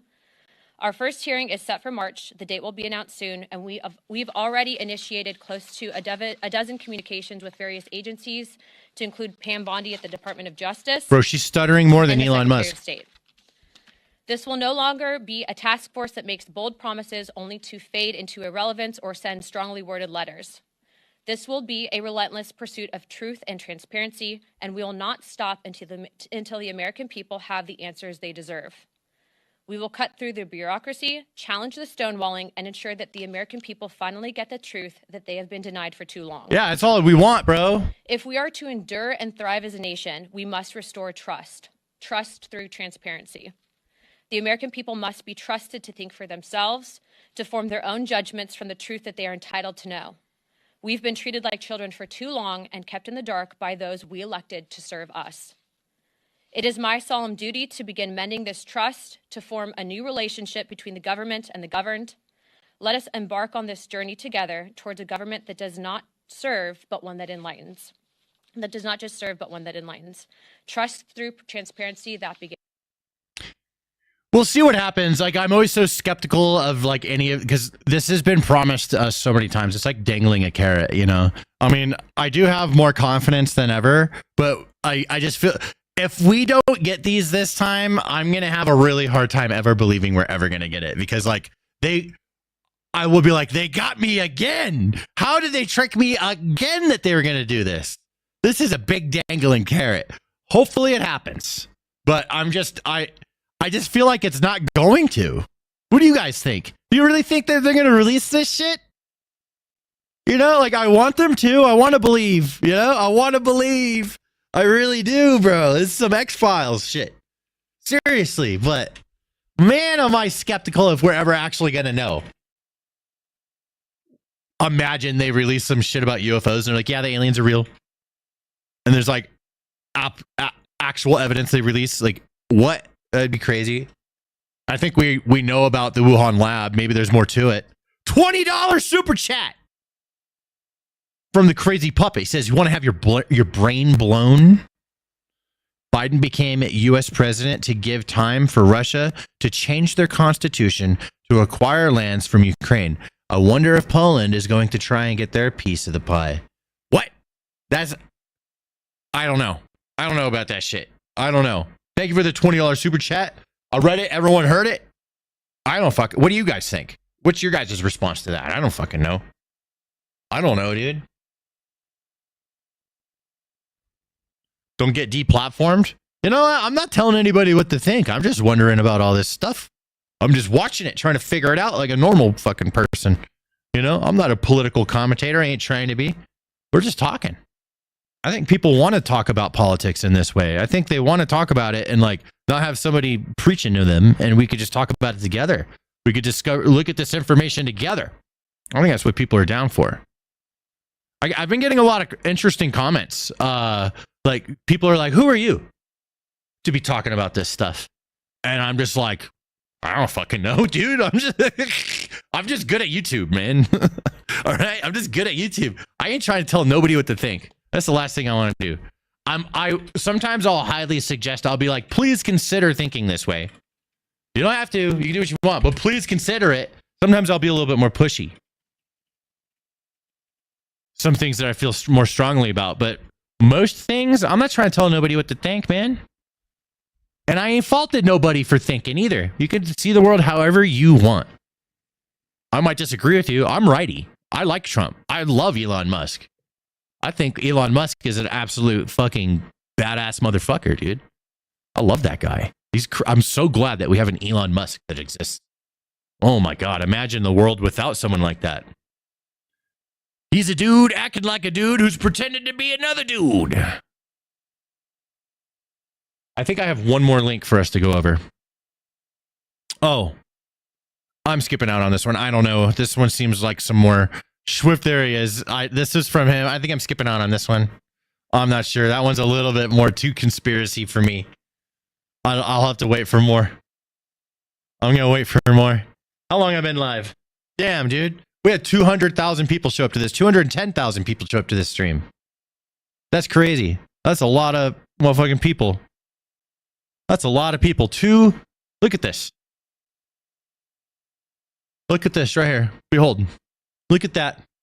We've had 209, almost 210,000 people. It's going to change to 210 any moment now. Look at that. That's pretty good, man. We peaked at like 2,400 viewers. People are telling me, who are you to talk about this stuff? Just a normal person. That's who I am.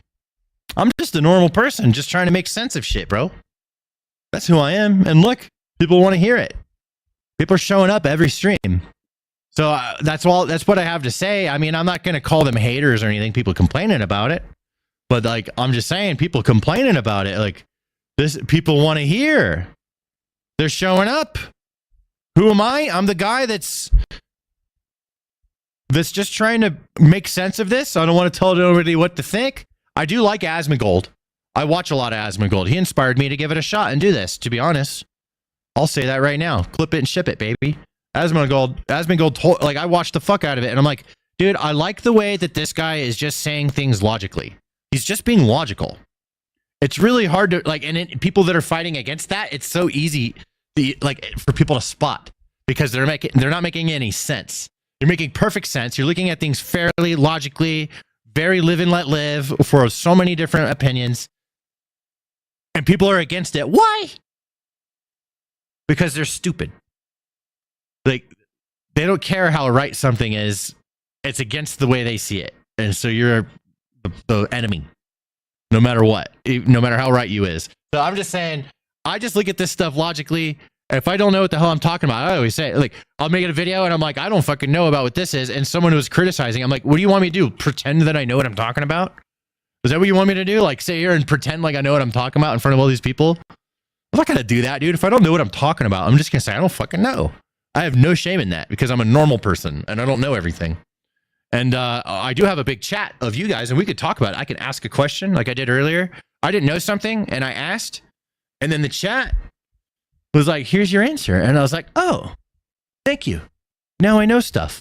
Or at least I have some direction to go in to go research it myself so I can go investigate further if I so wish. Everyday Walmart Americans. Yes. Debate is what makes us great. Yeah, and I'm not even really even trying to debate anybody. I'm not trying to change anybody's minds necessarily. I'm just a representation of the normal person looking at this stuff and trying to make sense of it and be logical. Mr. Me, $2 super chat. Crazy Puppet, $2 super chat. It says, bruv, we're just shooting crap. Yeah, let's get some subs. Let's go. Dude, we're doing good.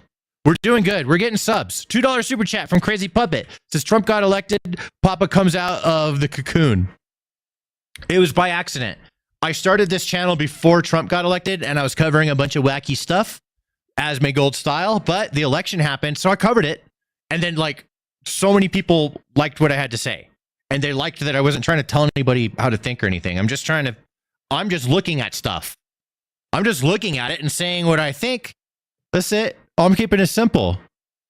But yeah, I guess I did kind of come out of my cocoon, not by design. It was an accident. I streamed the election and it was massive. People liked it. And I'm like, hey, let's try that again. And here we are.